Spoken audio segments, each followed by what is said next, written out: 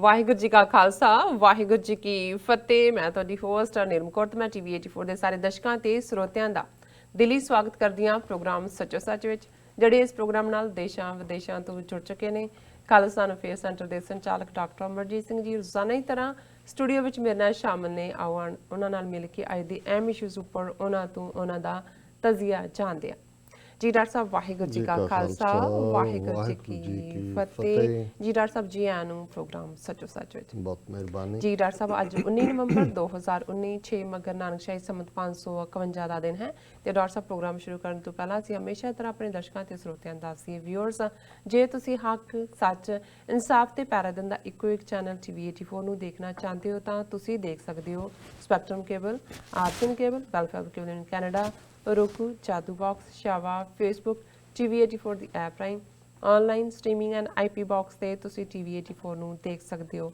Viewers, ਜੇ ਤੁਸੀਂ TV84 ਨਾਲ ਜਾਂ ਪ੍ਰੋਗਰਾਮ ਸੱਚੋ ਸੱਚ ਨਾਲ Facebook ਰਾਹੀਂ ਜੁੜੇ ਹੋ ਤਾਂ ਇਸ ਨੂੰ ਵੱਧ ਤੋਂ ਵੱਧ ਲਾਈਕ ਕਰੋ ਤੇ ਸ਼ੇਅਰ ਕਰੋ ਅਤੇ ਨਾਲ ਹੀ YouTube ਤੇ ਸਬਸਕ੍ਰਾਈਬ ਵੀ ਕਰੋ। ਇਹ ਵੀ ਦੱਸ ਦਈਏ ਕਿ ਤੁਸੀਂ TV84 ਦੀ ਐਪ ਨੂੰ ਐਂਡਰੋਇਡ ਐਂਡ ਐਪ ਸਟੋਰ ਤੇ ਡਾਊਨਲੋਡ ਕਰਕੇ ਜੋ TV84 ਦੀ ਲਾਈਵ ਸਟ੍ਰੀਮ ਹੈ ਉਸ ਨੂੰ ਤੁਸੀਂ 24 ਆਵਰਸ ਦੇਖ ਸਕਦੇ ਹੋ। ਵਿਊਅਰਸ, ਹੁਣ ਅਸੀਂ ਆਪਣੇ ਪ੍ਰੋਗਰਾਮ ਦੀ ਸ਼ੁਰੂਆਤ ਕਰਨ ਜਾ ਰਹੇ ਹਾਂ। ਪ੍ਰੋਗਰਾਮ ਦੀ ਸ਼ੁਰੂਆਤ ਕਰਾਂਗੇ ਕਰਤਾਰਪੁਰ ਕੋਰੀਡੋਰ ਦੇ ਇਸ਼ੂ ਦੇ ਨਾਲ ਕਿ ਕਿਸ ਤਰ੍ਹਾਂ ਭਾਰਤ ਵਾਲੀ ਸਾਈਡ ਤੋਂ ਸ਼ਰਧਾਲੂਆਂ ਨਾਲ ਦੁਰਵਿਹਾਰ ਹੋ ਰਿਹਾ ਹੈ ਔਰ ਦੂਸਰੀ ਸਾਈਡ ਤੇ ਪਾਕਿਸਤਾਨ ਦੀ ਆਵਾਮ ਵੱਲੋਂ ਕਿਸ ਤਰ੍ਹਾਂ ਸਿੱਖ ਸ਼ਰਧਾਲੂਆਂ ਦਾ ਵੈਲਕਮ ਕੀਤਾ ਜਾ ਰਿਹਾ ਹੈ ਬੜੇ ਹੀ ਪਿਆਰ ਤੇ ਸਤਿਕਾਰ ਨਾਲ, ਫੁੱਲਾਂ ਦੀ ਵਰਖਾ ਨਾਲ, ਮਿੱਠੇ ਬੋਲ ਕੇ। ਸੋ ਇਹ ਹੀ ਅੱਜ ਦਾ ਪਹਿਲਾ ਮੇਨ ਇਸ਼ੂ ਹੋਏਗਾ। ਇਸ ਉੱਪਰ ਆਪਾਂ ਡਾਕਟਰ ਸਾਹਿਬ ਕੋਲੋਂ ਉਹਨਾਂ ਦੇ ਵਿਚਾਰ ਸੁਣਨ ਜਾ ਰਹੇ ਹਾਂ। ਸੋ ਅਸੀਂ ਚਾਹਾਂਗੇ ਕਿ ਤੁਸੀਂ ਸਾਡੇ ਨਾਲ ਇਸੇ ਤਰ੍ਹਾਂ ਹੀ ਜੁੜੇ ਰਹਿਣਾ। ਦੇਖਣ ਸੁਣਨ ਲਈ ਤੁਹਾਡਾ ਸਭ ਦਾ ਬਹੁਤ ਬਹੁਤ ਸ਼ੁਕਰੀਆ। ਜੀ ਡਾਕਟਰ ਸਾਹਿਬ ਕੀ ਕਹਿਣਾ ਚਾਹੋਗੇ? ਦੇਖੋ, ਕਿਉਂਕਿ ਅਜੇ ਵੀ ਨਾ ਸਿਰਫ ਸਿੱਖ ਹਲਕਿਆਂ ਵਿੱਚ ਬਲਕਿ ਜਿਹੜੇ ਵੀ ਦੁਨੀਆ ਦੇ ਵਿੱਚ ਇਨਸਾਨੀਅਤ ਨੂੰ, ਰੱਬ ਨੂੰ ਪਿਆਰ ਕਰਦੇ ਨੇ, ਖਾਸ ਤੌਰ ਤੇ ਸਾਡੇ ਮਾਸ਼ਰੇ ਸਾਊਥ ਏਸ਼ੀਆ ਦੇ ਖਿੱਤੇ ਦੇ ਲੋਕ, ਬਿਲਕੁਲ ਉਹਨਾਂ ਦੇ ਵਿੱਚ ਕਰਤਾਰਪੁਰ ਸਾਹਿਬ ਦਾ ਲਾਂਘਾ ਔਰ ਦੋਵੇਂ ਪਾਸੇ ਦੇ ਪ੍ਰਬੰਧਾਂ ਦੇ ਵਿੱਚ ਕੀ ਊਣਤਾਈਆਂ ਨੇ, ਕਮੀਆਂ ਨੇ, ਕਮਜ਼ੋਰੀਆਂ ਨੇ ਔਰ ਕੀ ਖੂਬਸੂਰਤੀਆਂ ਨੇ, ਇਹਨਾਂ ਦੀ ਚਰਚਾ ਹੋ ਰਹੀ ਹੈ। ਔਰ ਜ਼ਾਹਰ ਹੈ ਕਿ ਜਦੋਂ ਤੋਂ ਇਹ ਸਾਹਮਣੇ ਆਇਆ ਕਿ ਕਿਵੇਂ ਜਿਹੜੀ ਭਾਰਤ ਵਾਲੇ ਪਾਸਿਓਂ ਰਜਿਸਟ੍ਰੇਸ਼ਨ ਪ੍ਰੋਸੈਸ ਦੇ ਨਾਂ ਥੱਲੇ ਲੁੱਟ ਖਸੁੱਟ ਵੀ ਜਾਰੀ ਹੈ, ਪਾਸਪੋਰਟ ਬਣਾਉਣ ਦੇ ਉੱਤੇ ਹੀ ਹਜ਼ਾਰਾਂ ਰੁਪਏ ਔਰ ਫਿਰ ਉਸ ਦੇ ਨਾਲ ਜਿਹੜੇ ਆਨਲਾਈਨ ਰਜਿਸਟ੍ਰੇਸ਼ਨ ਹੈ ਉਹਦੇ ਵਿੱਚ ਗਰੁੱਪ ਰਜਿਸਟ੍ਰੇਸ਼ਨ ਦਾ ਪ੍ਰੋਵੀਜ਼ਨ ਨਹੀਂ ਹੈ। ਜੇ ਹੈ ਤੇ ਜਦੋਂ ਮੌਕੇ ਤੇ ਪਹੁੰਚਦੇ ਨੇ ਤੇ ਉਹਨਾਂ ਨੂੰ ਕਿਹਾ ਜਾਂਦਾ ਕਿ ਨਹੀਂ, ਇਹ ਤਾਂ ਇਕੱਲੇ ਦਾ ਹੋਣਾ ਸੀ। ਇਸੇ ਤਰ੍ਹਾਂ ਜਿਨ੍ਹਾਂ ਕੋਲ ਪਾਸਪੋਰਟ ਨੇ ਉਹ ਆਨਲਾਈਨ ਅਪਲਾਈ ਕਰਦੇ ਨੇ, ਇਹਦੇ ਬਾਵਜੂਦ ਪੁਲਿਸ ਇਨਕੁਆਇਰੀ ਹੁੰਦੀ ਹੈ ਔਰ ਪੁਲਿਸ ਵਾਲੇ ਵੀ ਜਿਹੜੇ ਨੇ 500 1000 ਰੁਪਈਆ ਲੈ ਕੇ ਉਹਨਾਂ ਘਰਾਂ ਚੋਂ ਮੁੜਦੇ ਨੇ ਕਿ ਜੀ ਅਸੀਂ ਤੁਹਾਨੂੰ ਤਾਂ ਹੀ ਕਲੀਅਰੈਂਸ ਦੇਣੀ ਹੈ। ਸੋ ਇਹ ਚਰਚਾ ਜ਼ਾਹਰ ਹੈ ਡਾਇਸਪੋਰਾ ਸਿੱਖਾਂ ਦੇ ਵਿੱਚ ਵੀ ਔਰ ਅਸੀਂ ਵੀ ਆਪਣੇ ਇਸ ਪ੍ਰੋਗਰਾਮ ਦੇ ਮਾਧਿਅਮ ਰਾਹੀਂ ਕੀਤੀ ਹੈ। ਪਰ ਹੁਣ ਇਹ ਈਵਨ ਭਾਰਤੀ ਮੀਡੀਆ ਜਿਹੜਾ ਹੁਣ ਤੱਕ ਹਰ ਗੱਲ ਦੇ ਲਈ ਕਦੇ ISI ਦੀ ਗੱਲ, ਕਦੇ ਪਾਕਿਸਤਾਨ ਦੀ ਦਹਿਸ਼ਤਗਰਦੀ ਦੀ ਗੱਲ ਜਾਂ ਈਵਨ ਅਮਰਿੰਦਰ ਔਰ ਬਾਦਲ ਲਾਣਾ ਜਿਹੜਾ ਹੈ ਉਹ ਕਿਸ ਹੱਦ ਤੱਕ ਜਾ ਕੇ ਮੋਦੀ ਦੀ ਚਾਪਲੂਸੀ ਕਰਦੇ ਰਹੇ, ਪਰ ਅਲਟੀਮੇਟਲੀ ਤੁਸੀਂ ਸੱਚ ਨੂੰ ਕਿੰਨੀ ਕੁ ਦੇਰ ਲੁਕੋ ਸਕਦੇ ਹੋ। ਔਰ ਹੁਣ ਜਦੋਂ ਕਿ ਜਿਹੜੇ ਇਸ ਭਾਰਤ ਵਾਲੇ ਪਾਸਿਓਂ ਯਾਤਰੂ ਜਾਂ ਜਿਨ੍ਹਾਂ ਨੂੰ ਅਸੀਂ ਪਿਲਗ੍ਰਿਮਸ ਕਹਿੰਦੇ ਹਾਂ, ਦਰਸ਼ਨਾਂ ਦੇ ਲਈ ਸਿੱਖ ਸੰਗਤਾਂ ਗਈਆਂ ਔਰ ਉਹਨਾਂ ਨੂੰ ਕਿੰਨਾ ਮੁਸ਼ਕਿਲਾਂ ਦਾ ਸਾਹਮਣਾ ਕਰਨਾ ਪੈ ਰਿਹਾ। ਬਿਲਕੁਲ ਕਿਵੇਂ ਡੇਰਾ ਬਾਬਾ ਨਾਨਕ ਜਿਹੜਾ ਭਾਰਤੀ ਪਾਸੇ ਦਾ ਐਂਡ ਪੁਆਇੰਟ ਹੈ, ਜਿੱਥੋਂ ਕਿ ਲਾਂਘਾ ਲਗਭਗ 4.5 ਕਿਲੋਮੀਟਰ ਹੈ, ਉੱਥੇ ਕੋਈ ਗੁਰਦੁਆਰਾ ਸਾਹਿਬ ਦੇ ਅੰਦਰ ਵੀ ਔਰ ਬਾਹਰ ਵੀ ਕੋਈ ਰਹਿਣ ਦਾ, ਕੋਈ ਬਿਸਤਰਿਆਂ ਦਾ, ਇੱਥੋਂ ਤੱਕ ਕਿ ਸਵੇਰ ਵੇਲੇ ਜਦੋਂ ਉਹਨਾਂ ਸੰਗਤਾਂ ਨੇ ਤੁਰਨਾ, ਕਿਉਂਕਿ ਇਸ ਜਿਹੜਾ ਲਾਂਘੇ ਦੀ ਜਿਹੜੀ ਸਾਰੀ ਟਾਈਮ ਲਾਈਨ ਹੈ ਉਹ ਸਵੇਰ ਤੋਂ ਸ਼ਾਮ ਤੱਕ ਹੈ ਔਰ ਜ਼ਾਹਰ ਹੈ ਕਿ ਜੇ ਸਵੇਰੇ ਤੁਰਨਾ ਹੈ ਤੇ ਫਿਰ ਕੁਛ ਨਾ ਕੁਛ ਖਾ ਕੇ ਤੁਰਨ ਦਾ, ਜਿਹੜੇ ਜਾਣ ਵਾਲੇ ਨੇ ਉਹਨਾਂ 'ਚ ਕਿਸੇ ਨੇ ਆਪਣੀ ਦਵਾਈ ਖਾਣੀ ਹੈ, ਕਿਸੇ ਦੇ ਕੋਲ ਹੋਰ ਹੈ ਬ੍ਰੈਕਫਾਸਟ ਕਰਕੇ। ਹਰ ਗੁਰਦੁਆਰੇ ਦੇ ਵਿੱਚ ਜਿਹੜੇ ਛੋਟੇ ਛੋਟੇ ਗੁਰਦੁਆਰੇ ਵੀ ਹੁੰਦੇ ਨੇ, ਸਵੇਰੇ ਭਾਵੇਂ ਉਹ ਮਿੱਸੀਆਂ ਰੋਟੀਆਂ ਹੋਣ, ਦੂਸਰਾ ਹੋਏ, ਉਹ ਤਾਂ ਬੰਨ੍ਹ ਕੇ ਦਿੰਦੇ ਨੇ ਕਿ ਭਾਈ ਤੁਸੀਂ ਦਿਨ ਦੇ ਲਈ ਜਾਣਾ ਹੈ, ਤੁਹਾਡੇ ਕੋਲ ਰੋਟੀ ਹੋਣੀ ਚਾਹੀਦੀ ਹੈ। ਲੇਕਿਨ ਕੋਈ ਕਿਸੇ ਕਿਸਮ ਦਾ ਐਸਾ ਨਹੀਂ ਹੈ। ਔਰ ਫਿਰ ਜਿਹੜਾ ਦੁਰਵਿਹਾਰ ਉਹਨਾਂ ਦੀ ਈਵਨ ਇਮੀਗ੍ਰੇਸ਼ਨ ਕਾਊਂਟਰਸ ਦੇ ਉੱਤੇ ਜਿੱਥੇ ਲਿਆ ਕੇ ਉਹਨਾਂ ਨੇ ਉਹ UP ਬਿਹਾਰ ਦੇ ਲੋਕ ਬਿਠਾਏ ਹੋਏ ਨੇ, ਉਹ ਡੈਲੀਬਰੇਟਲੀ, ਕਿਉਂਕਿ ਉਹ ਡਿਸਕਰੇਜ ਕਰਨਾ ਚਾਹੁੰਦੇ ਨੇ, ਉਹ ਮਾੜਾ ਸਲੂਕ ਵੀ ਕਰਦੇ ਨੇ। ਜੀ ਔਰ ਇਹ ਇਵੇਂ ਹੀ ਹੈ ਕਿ ਜਦੋਂ ਉਹ ਇਸ ਪਾਸੇ ਨੂੰ ਕ੍ਰਾਸ ਕਰਕੇ ਦੂਸਰੇ ਪਾਸੇ ਜਾਂਦੇ ਨੇ, ਪਾਕਿਸਤਾਨ ਵਾਲੇ ਪਾਸੇ, ਤੇ ਜਿਵੇਂ ਉਹਨਾਂ ਨੂੰ ਵੈਲਕਮ ਕੀਤਾ ਜਾਂਦਾ ਹੈ, ਜਿਵੇਂ ਉਹਨਾਂ ਦੀਆਂ ਗੱਡੀਆਂ ਟੂ ਦਾ ਲਾਸਟ ਪੁਆਇੰਟ ਆ ਕੇ ਲੈ ਕੇ ਜਾਂਦੀਆਂ, ਔਰ ਜਿਵੇਂ ਖੁਸ਼ਨੁਮਾ ਅੰਦਾਜ਼ ਦੇ ਵਿੱਚ ਉਹਨਾਂ ਦੀ ਵੈਲਕਮ ਹੁੰਦੀ ਹੈ, ਜੀ ਉਹਦੇ ਚੋਂ ਇੱਕ ਸੱਜਣ ਜਿਨ੍ਹਾਂ ਨਾਲ ਪਰਸਨਲ ਮੇਰੀ ਗੱਲ ਹੋਈ, ਉਹ ਮੈਨੂੰ ਕਹਿਣ ਲੱਗੇ ਕਿ ਜੀ ਜੇ ਦੋਜ਼ਖ ਔਰ ਜੰਨਤ ਇਸ 'ਚ ਫਰਕ ਦੇਖਣਾ ਹੈ, ਨਰਕ ਤੇ ਸਵਰਗ ਦੇ ਵਿੱਚ, ਤੇ ਫਿਰ ਉਹ 4 ਕਿਲੋਮੀਟਰ ਦੇ ਫਾਸਲੇ 'ਚ ਹੀ ਨਜ਼ਰ ਆ ਜਾਂਦਾ ਹੈ ਜੀ ਕਿ ਵੀ ਇਧਰ ਵਾਲੇ ਕੀ ਚੀਜ਼ ਨੇ ਔਰ ਉਧਰ ਕੀ ਹੈ। ਪਰ ਫਿਰ ਵੀ ਅਸੀਂ ਇਹ ਸਮਝਦੇ ਹਾਂ ਕਿ ਇਹ ਇੱਕ ਜ਼ਰੂਰੀ ਗੱਲ ਹੈ ਕਿ ਅਸੀਂ ਆਪਣੇ ਦਰਸ਼ਕਾਂ ਤੱਕ ਵੀ ਇਹ ਸੁਨੇਹਾ ਪਹੁੰਚਾਈਏ ਕਿ ਭਾਈ ਹੁਣ ਵੀ ਜਦੋਂ ਅਸੀਂ ਬਾਰ-ਬਾਰ ਇਹ ਕੰਪੈਰੀਜ਼ਨ ਕਰ ਰਹੇ ਹਾਂ, ਦੇਖਦੇ ਹਾਂ, ਸਾਨੂੰ ਸਮਝ ਆਉਣੀ ਚਾਹੀਦੀ ਹੈ ਕਿ ਅਸੀਂ 47 ਦੇ ਦੌਰ 'ਚ ਕਿਹਨਾਂ ਦੇ ਵਸ 'ਚ ਪਏ, ਜੀ ਕਿਵੇਂ 72 ਸਾਲ ਉਹਨਾਂ ਨੇ ਸਾਨੂੰ ਜ਼ਲੀਲ ਕੀਤਾ, ਸਾਡੀਆਂ ਇੱਕ ਤੋਂ ਬਾਅਦ ਇੱਕ ਪਰਸੀਕਿਊਸ਼ਨਸ ਕੀਤੀਆਂ, ਜ਼ੁਲਮ ਕੀਤੇ। ਔਰ ਅੱਜ ਜਦੋਂ ਇੱਕ ਠੰਡੀ ਹਵਾ ਦਾ ਬੁੱਲਾ ਦੂਸਰੇ ਪਾਸਿਓਂ ਆਇਆ ਤੇ ਉਸ ਨੂੰ ਕਿਵੇਂ ਇਹ ਤੱਤੀ ਹਵਾ ਹੀ ਨਹੀਂ ਹਨੇਰੀ ਦੇ ਵਿੱਚ ਕਨਵਰਟ ਕਰ ਰਹੇ ਨੇ। ਜੀ ਔਰ ਇਸ ਦੇ ਲਈ ਜਿਹੜਾ ਦੂਸਰੇ ਪਾਸੇ ਦਾ ਪਾਰਟ ਹੈ, ਕਿਉਂਕਿ ਬਹੁਤ ਸਾਰੇ ਟੀਵੀ ਇੰਟਰਵਿਊ ਅਵੇਲੇਬਲ ਨੇ, ਪਰ ਅਸੀਂ ਸਮਝਦੇ ਹਾਂ ਕਿ ਜਿਹੜਾ ਪਰਸਨਲ ਐਕਸਪੀਰੀਅੰਸ ਹੈ, ਔਰ ਅਸੀਂ ਜਿਵੇਂ ਦੱਸਿਆ ਸੀ ਕਿ ਸਾਡੇ ਸੀਐਟਲ ਦੇ ਬਿਊਰੋ ਚੀਫ ਸਤਪਾਲ ਸਿੰਘ ਪੁਰੇਵਾਲ ਖਾਸ ਤੌਰ ਤੇ ਪਾਕਿਸਤਾਨ ਦੇ ਗੁਰਦੁਆਰਿਆਂ ਦੇ ਦਰਸ਼ਨਾਂ ਲਈ ਵੀ ਔਰ ਕਵਰੇਜ ਲਈ ਵੀ ਗਏ ਸੀ। ਜੀ ਉੱਥੋਂ ਨਾਲੋਂ ਨਾਲ ਵੀ ਉਹ ਆਪਣੀਆਂ ਪੋਸਟ ਭੇਜਦੇ ਰਹੇ। ਅਸੀਂ ਟੀਵੀ 84 ਤੇ ਉਹਨਾਂ ਦੇ ਇੰਟਰਵਿਊ ਵੀ ਜਿਹੜੇ ਨੇ ਪਹਿਲਾਂ ਹੀ ਨਸ਼ਰ ਕੀਤੇ ਨੇ, ਟੈਲੀਕਾਸਟ ਕੀਤੇ ਨੇ। ਜੀ ਹੁਣ ਉਹ ਕੱਲ ਵਾਪਸ ਆਏ ਨੇ ਔਰ ਮੈਂ ਉਹਨਾਂ ਨੂੰ ਇਹ ਬੇਨਤੀ ਕੀਤੀ ਸੀ ਕਿ ਤੁਸੀਂ ਆਪਣਾ ਜਿਹੜਾ ਟਰੈਵਲ ਐਕਸਪੀਰੀਅੰਸ ਹੈ ਉਸ ਪਾਕਿਸਤਾਨ 'ਚ ਜਿਹੜਾ 8-10 ਦਿਨ ਦੇ ਤੁਹਾਡੇ ਸਟੇ ਦਾ, ਉਹਨੂੰ ਕਲਮਬੰਦ ਕਰੋ। ਔਰ ਬੇਸ਼ੱਕ ਕੁਝ ਹਿੱਸਾ ਅਸੀਂ ਪਹਿਲਾਂ ਦਿਖਾ ਚੁੱਕੇ ਹਾਂ, ਪਰ ਅੱਜ ਵੀ ਜਿਹੜੀਆਂ ਕੁਝ ਪਿਕਚਰਸ ਉਹਨਾਂ ਦੀਆਂ ਨੇ, ਜਦੋਂ ਤੁਸੀਂ ਪੜੋਗੇ ਉਹਨਾਂ ਦਾ ਪਾਰਟ, ਜੀ ਉਹ ਅਸੀਂ ਨਾਲ ਦੀ ਨਾਲ ਦਿਖਾਵਾਂਗੇ ਵੀ। ਬਿਲਕੁਲ ਪਰ ਇਹ ਸ਼ੁਰੂ ਕਰਨ ਤੋਂ ਪਹਿਲਾਂ ਕਿ ਭਾਰਤੀ ਸਾਈਡ ਦੀ ਕਵਰੇਜ ਉੱਥੋਂ ਦੇ ਰੋਜ਼ਾਨਾ ਅਜੀਤ ਅਖਬਾਰ ਜਿਹੜਾ ਲੱਖਾਂ ਦੀ ਗਿਣਤੀ 'ਚ ਛਪਦਾ ਹੈ, ਉਸ ਨੇ ਅੱਜ ਫਰੰਟ ਪੇਜ ਰਿਪੋਰਟਿੰਗ ਕੀਤੀ ਹੈ, ਜੀ ਜਿਸ ਤੋਂ, ਕਿਉਂਕਿ ਉਹ ਬਹੁਤ ਸਾਰੀਆਂ ਖਬਰਾਂ ਤਾਂ ਦਬ ਜਾਂਦੇ ਨੇ, ਪਰ ਇਸ ਤੋਂ ਇਹ ਅੰਦਾਜ਼ਾ ਲਾਇਆ ਜਾ ਸਕਦਾ ਹੈ ਕਿ ਜਿਹੜੀ ਰਿਜ਼ੈਂਟਮੈਂਟ ਔਰ ਗੁੱਸਾ ਹੈ ਉਹ ਕਿੰਨਾ ਜ਼ਿਆਦਾ ਹੈ ਕਿ ਅਜੀਤ ਵਰਗਾ ਜਿਹੜਾ ਸਰਕਾਰੀ ਲਾਈਨ ਟੋ ਕਰਨ ਵਾਲਾ ਅਖਬਾਰ ਹੈ, ਉਹ ਵੀ ਮਜਬੂਰ ਹੋਇਆ ਦੱਸਣ ਦੇ ਲਈ ਕਿ ਉੱਥੇ ਕਿੰਨਾ ਬਿਟਰ ਐਕਸਪੀਰੀਅੰਸ ਹੈ। ਔਰ ਇਸ ਤੋਂ ਪਹਿਲਾਂ ਕਿ ਤੁਸੀਂ ਇਹ ਦੋਨੋਂ ਹੀ ਸਾਈਡਸ ਦੇ ਜਿਹੜੇ ਐਕਸਪੀਰੀਅੰਸ ਨੇ, ਜਿਹੜੇ ਸਾਡੇ ਕੋਲ ਲਿਖਤੀ ਰੂਪ ਦੇ ਵਿੱਚ ਨੇ, ਉਹਨਾਂ ਨੂੰ ਤੁਸੀਂ ਸ਼ੇਅਰ ਕਰੋ। ਮੈਂ ਦੱਸਦੇ ਹਾਂ ਕਿ ਵੀ ਅਮਰੀਕਾ ਦੇ ਵਿੱਚ ਜਿਹੜੀਆਂ ਸਿੱਖਾਂ ਦੀਆਂ ਪ੍ਰਾਪਤੀਆਂ ਨੇ ਸਿਆਸੀ ਖੇਤਰ 'ਚ, ਉਹਨਾਂ 'ਚ ਕੱਲ ਇੱਕ ਹੋਰ ਵੱਡੀ ਪ੍ਰਾਪਤੀ ਹੋਣ ਜਾ ਰਹੀ ਹੈ। ਸਟੇਟ ਆਫ ਮੈਸਾਚੂਸੈਟਸ ਜਿਹੜੀ ਅਮਰੀਕਾ ਦੀਆਂ ਸਭ ਤੋਂ ਲਿਬਰਲ ਸਟੇਟਸ 'ਚੋਂ ਹੈ, ਔਰ ਜਦੋਂ ਬੋਸਟਨ ਸ਼ਹਿਰ ਦਾ ਜ਼ਿਕਰ ਹੁੰਦਾ ਹੈ, ਜਿਹੜੀ ਕਿ ਉੱਥੋਂ ਦੀ ਰਾਜਧਾਨੀ ਵੀ ਹੈ ਮੈਸਾਚੂਸੈਟਸ ਦੀ, ਤੇ ਬੋਸਟਨ ਲਰਨਿੰਗ ਦਾ ਸੈਂਟਰ ਹੈ ਦੁਨੀਆ ਦਾ, ਜੇ ਇਹਨੂੰ ਐਕੈਡੈਮਿਕ ਲੈਵਲ ਦੇ ਉੱਤੇ, ਔਰ ਜਿਹੜੇ ਇੱਥੋਂ ਦੇ ਯੂਨੀਵਰਸਿਟੀਆਂ 'ਚ ਔਰ ਦੂਸਰੇ, ਉਹ ਬੇਸ਼ੱਕ ਹਾਰਵਰਡ ਹੋਏ, ਬੋਸਟਨ ਦੀ ਆਪਣੀ ਯੂਨੀਵਰਸਿਟੀ ਹੋਏ, ਔਰ ਇਹ ਸਾਰੇ ਜਿਹੜੇ ਇੱਥੋਂ ਦੇ ਗ੍ਰੈਜੂਏਟਸ ਵੀ ਨੇ, ਉਹਨਾਂ ਨੂੰ ਬੋਸਟਨ ਪੰਡਿਤਸ ਕਹਿੰਦੇ ਨੇ, ਕਿਉਂਕਿ ਜੇ ਅਮਰੀਕਾ ਦੀ ਕੋਈ ਵੀ ਪਾਲਿਸੀ ਜਾਂ ਜਿੱਥੇ ਵੀ ਓਪੀਨੀਅਨ ਮੇਕਰਸ ਦੇ ਤੌਰ ਤੇ ਔਰ ਡਿਸੀਜਨ ਮੇਕਰਸ ਦੇ ਤੌਰ ਤੇ ਵੱਡਾ ਰੋਲ ਅਦਾ ਕਰਦੇ ਨੇ, ਤੇ ਇਹਨਾਂ ਯੂਨੀਵਰਸਿਟੀਆਂ ਦੇ ਜਿਹੜੇ ਸਕਾਲਰ ਨੇ, ਗ੍ਰੈਜੂਏਟ ਨੇ, ਉਹ ਕਰਦੇ ਨੇ।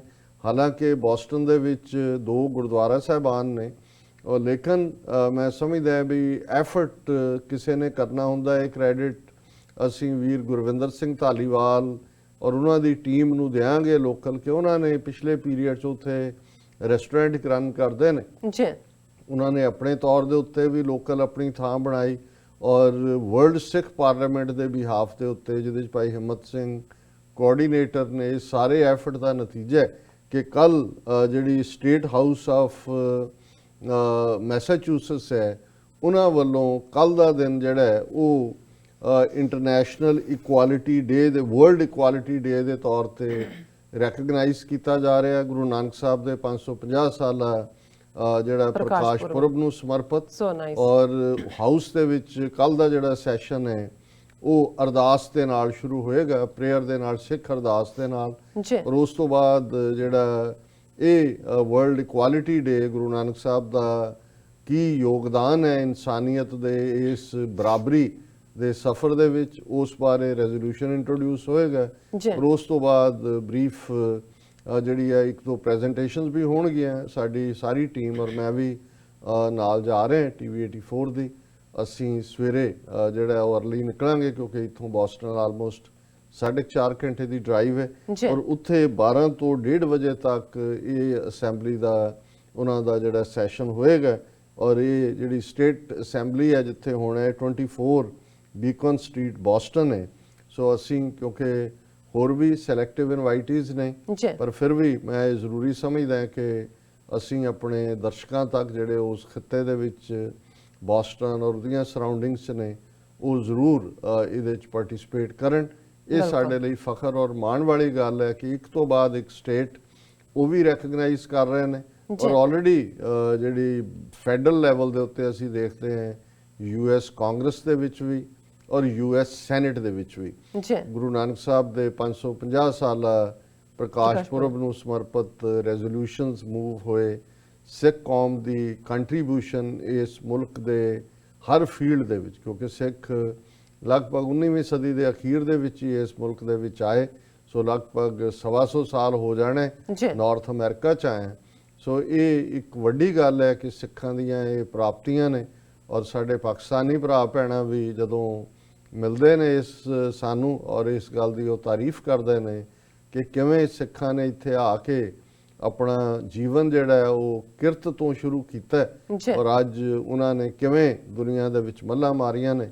ਇੱਕ ਸਾਡੇ ਮਿੱਤਰ ਪਾਕਿਸਤਾਨੀ ਡਾਕਟਰ ਲਤੀਫ ਇੰਗਲੈਂਡ ਦੇ ਵਿੱਚ ਨੇ, ਗਲਾਸਗੋ ਸਕਾਟਲੈਂਡ, ਤੇ ਉਹਨਾਂ ਦੀ ਕੱਲ ਕਾਲ ਆਈ। ਉਹ ਬੜੇ ਮਜ਼ਾਹੀਆ ਉਹਨਾਂ ਦਾ ਅੰਦਾਜ਼ ਵੀ ਹੈ, ਸਟ੍ਰੇਟ ਫਾਰਵਰਡ ਗੱਲ ਵੀ ਕਰਦੇ ਨੇ। ਇੱਕ ਵਾਰੀ ਅੱਜ ਤੋਂ 4-5 ਸਾਲ ਪਹਿਲਾਂ ਮੈਂ ਕੈਲੀਫੋਰਨੀਆ 'ਚ ਆਏ, ਅਸੀਂ 2-3 ਦਿਨ ਇਕੱਠੇ ਵੀ ਗੁਜ਼ਾਰੇ। ਸੋ ਉਹ ਕਰੂਜ਼ ਦੇ ਉੱਤੇ ਨਿਕਲਦੇ ਨੇ 2-3 ਸਾਲ ਬਾਅਦ ਔਰ ਉਹਨਾਂ ਦਾ ਇੱਕ ਆਪਣੀ ਕਿਸਮ ਦੀ ਉਹਨਾਂ ਦੀ ਪਰਸਨੈਲਿਟੀ ਹੈ। ਔਰ ਕਈ ਵਾਰ ਇਹ ਵੀ ਇੱਕ ਰੀਜ਼ਨ ਹੁੰਦਾ ਜਿਹੜੇ ਸਕਾਲਰਸ ਨੇ ਕਈ ਵਾਰ ਉਹ ਫ੍ਰੀ ਜਿਹਨੂੰ ਤੁਸੀਂ ਕਹਿੰਦੇ ਨੇ ਕਿ ਵੀ ਉਸ ਕਿਸਮ ਦੀ ਜਿਹਨੂੰ ਲੂਜ਼ ਗਨ ਵੀ ਕਹਿੰਦੇ ਨੇ ਔਰ ਉਹਨਾਂ ਦਾ ਅੰਦਾਜ਼ ਤਾਂ ਇਸ ਕਿਸਮ ਦਾ ਹੈ। ਇਸ ਲਈ ਕਈ ਵਾਰੀ ਉਹਨਾਂ ਨੂੰ ਆਪਣੀ ਕਮਿਊਨਿਟੀ 'ਚ ਬਹੁਤਾ ਪਸੰਦ ਨਹੀਂ ਕੀਤਾ। ਉਹ ਆਪ ਹੀ ਕਹਿੰਦੇ ਹੁੰਦੇ ਨੇ ਕਿ ਭਾਈ ਮੈਨੂੰ ਇਹ ਹਿਪੋਕਰੇਸੀ ਪਖੰਡ ਦੂਜਾ ਤੀਜਾ ਨਹੀਂ ਆਉਂਦਾ। ਔਰ ਉਹ ਕਹਿੰਦੇ ਨੇ ਕਿ ਭਾਈ ਸਾਡੇ ਪਾਸੇ ਜਿਹੜਾ ਇਹ ਹੁਣ ਇਸ ਕਿਸਮ ਦੀਆਂ ਚੀਜ਼ਾਂ ਵਿਕਦੀਆਂ। ਤੇ ਕੱਲ ਹੀ ਜਦੋਂ ਉਹਨਾਂ ਦੀ ਕਾਲ ਵਧਾਈ ਦੇ ਲਈ ਆਈ ਕਰਤਾਰਪੁਰ ਲਾਂਘਾ ਖੁੱਲ੍ਹਣ ਦੀ ਔਰ ਸਿੱਖ ਮੁਸਲਿਮ ਫੈਡਰੇਸ਼ਨ ਦੇ ਉਹ ਸੈਕਟਰੀ ਵੀ ਰਹੇ, ਉਹਨਾਂ ਨੇ ਇੰਗਲੈਂਡ ਦੇ ਵਿੱਚ ਇੱਕ ਚੈਪਟਰ ਫਾਊਂਡ ਕੀਤਾ ਸੀ ਤੇ ਉਹ ਕਹਿਣ ਲੱਗੇ ਜੀ ਮੈਂ ਪਿਛਲੇ ਸਾਲ ਅਲਾਸਕਾ ਗਿਆ।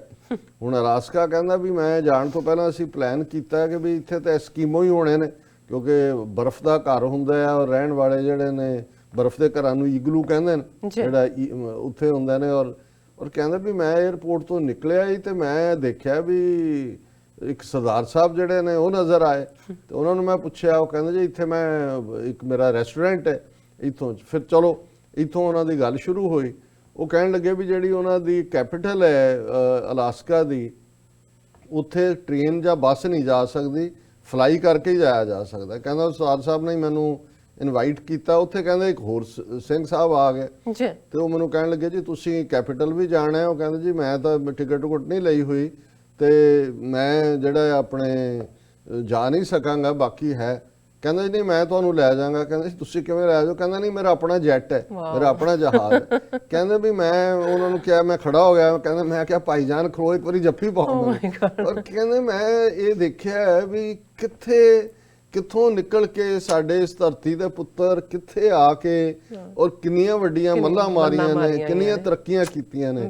ਸੋ ਮੈਂ ਸਮਝਦਾ ਵੀ ਇਹ ਵੀ ਸਾਡੇ ਪਾਕਿਸਤਾਨੀ ਭਰਾਵਾਂ ਭੈਣਾਂ ਦਾ ਹਿੱਸਾ ਹੀ ਆਇਆ ਹੈ ਕਿ ਉਹ ਖੁੱਲ ਕੇ ਜਦੋਂ ਤਾਰੀਫ ਵੀ ਕਰਦੇ ਨੇ ਤਾਂ ਇੱਕ ਵਾਰ ਜਿਹੜਾ ਹੈ ਉਹ ਦਿਲ ਨੂੰ ਖੁਸ਼ ਕਰ ਦਿੰਦਾ। ਹਾਂ, ਦਿਲ ਨੂੰ ਛੋ ਜਾਂਦਾ ਹੈ। ਸੋ ਮੈਂ ਸਮਝਦਾ ਵੀ ਜਦੋਂ ਇਹ ਜਿਹੜੀ ਇੱਥੇ ਹਰ ਸਟੇਟ ਦੇ ਵਿੱਚ ਫੈਡਰਲ ਲੈਵਲ ਤੇ ਜਿਵੇਂ ਇਸ 550 ਸਾਲਾਂ ਦੇ ਮੌਕੇ ਤੇ, ਔਰ ਮੈਂ ਸਮਝਦਾ ਹਾਂ ਕਿ ਇੱਕ ਵੱਡਾ ਕ੍ਰੈਡਿਟ ਪਾਕਿਸਤਾਨ ਦੀ ਹਕੂਮਤ, ਇਮਰਾਨ ਖਾਨ, ਜਨਰਲ ਬਾਜਵਾ ਔਰ ਪਾਕਿਸਤਾਨ ਦੇ ਆਵਾਮ ਨੂੰ ਜਾਂਦਾ ਹੈ ਕਿ ਕਰਤਾਰਪੁਰ ਲਾਂਘੇ ਦਾ ਖੁੱਲ੍ਹਣਾ ਇਹ ਵੀ ਸਾਡੇ ਲਈ ਬਹੁਤ, ਜਿੱਥੇ ਮਜ਼ਹਬੀ ਤੌਰ ਦੇ ਉੱਤੇ ਸਾਡੀਆਂ ਅਰਦਾਸਾਂ ਦਾ ਪੂਰਾ ਹੋਣਾ ਸੀ, ਇਹਨੇ ਸਾਡੇ ਸਿਆਸੀ ਵਕਾਰ ਨੂੰ ਵੀ ਬਹੁਤ ਵਧਾਇਆ। ਐਵੇਂ ਨਹੀਂ, ਭਾਰਤ ਦੇ ਵਿੱਚ ਲਗਾਤਾਰਤਾ ਦੇ ਨਾਲ ਉਹਨਾਂ ਦਾ ਜਿਹੜਾ ਮਡ ਸਲਿੰਗਿੰਗ ਕੈਂਪੇਨ ਔਰ ਨੈਗੇਟਿਵ ਕੈਂਪੇਨ ਹੈ ਉਹ ਜਾਰੀ ਹੈ।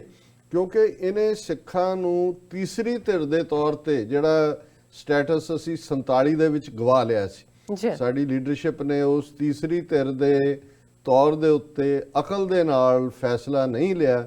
ਨਤੀਜੇ ਦੇ ਤੌਰ ਤੇ ਅਸੀਂ ਤਾਂ ਇਹਨਾਂ 'ਚ ਜ਼ਮ ਹੋਣ ਵੱਲ ਵੱਧ ਰਹੇ ਸੀ।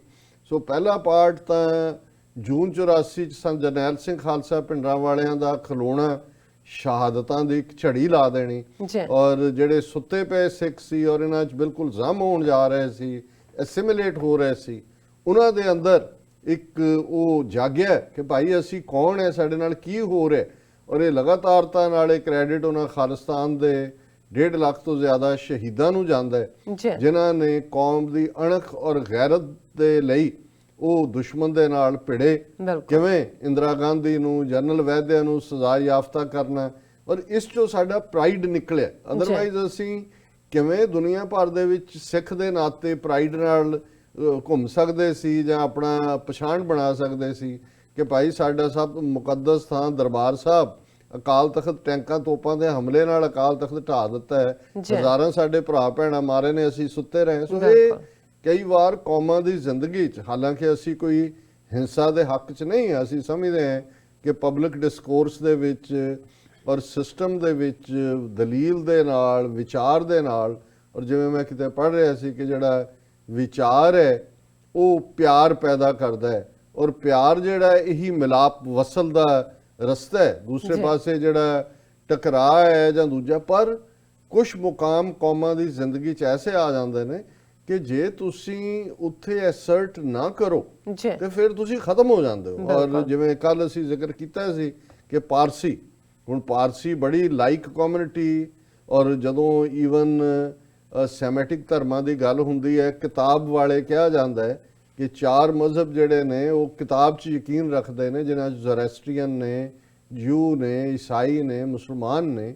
ਔਰ ਲੇਕਿਨ ਉਹਨਾਂ ਦਾ, ਕਿਉਂਕਿ ਪਾਰਸੀਆਂ ਦਾ ਜਿਹੜਾ ਰੁਖ ਹੈ ਉਹ ਹਮੇਸ਼ਾ ਮਿਲਵਰਤਨ ਵਾਲਾ ਰਿਹਾ, ਕਿਉਂਕਿ ਉੱਥੋਂ ਹੀ ਜਾਨ ਬਚਾ ਕੇ ਦੌੜੇ ਸੀ ਈਰਾਨ 'ਚੋਂ, ਔਰ ਇੱਧਰ ਆ ਕੇ ਵੀ ਹਰ ਹਕੂਮਤ ਦੇ ਨਾਲ।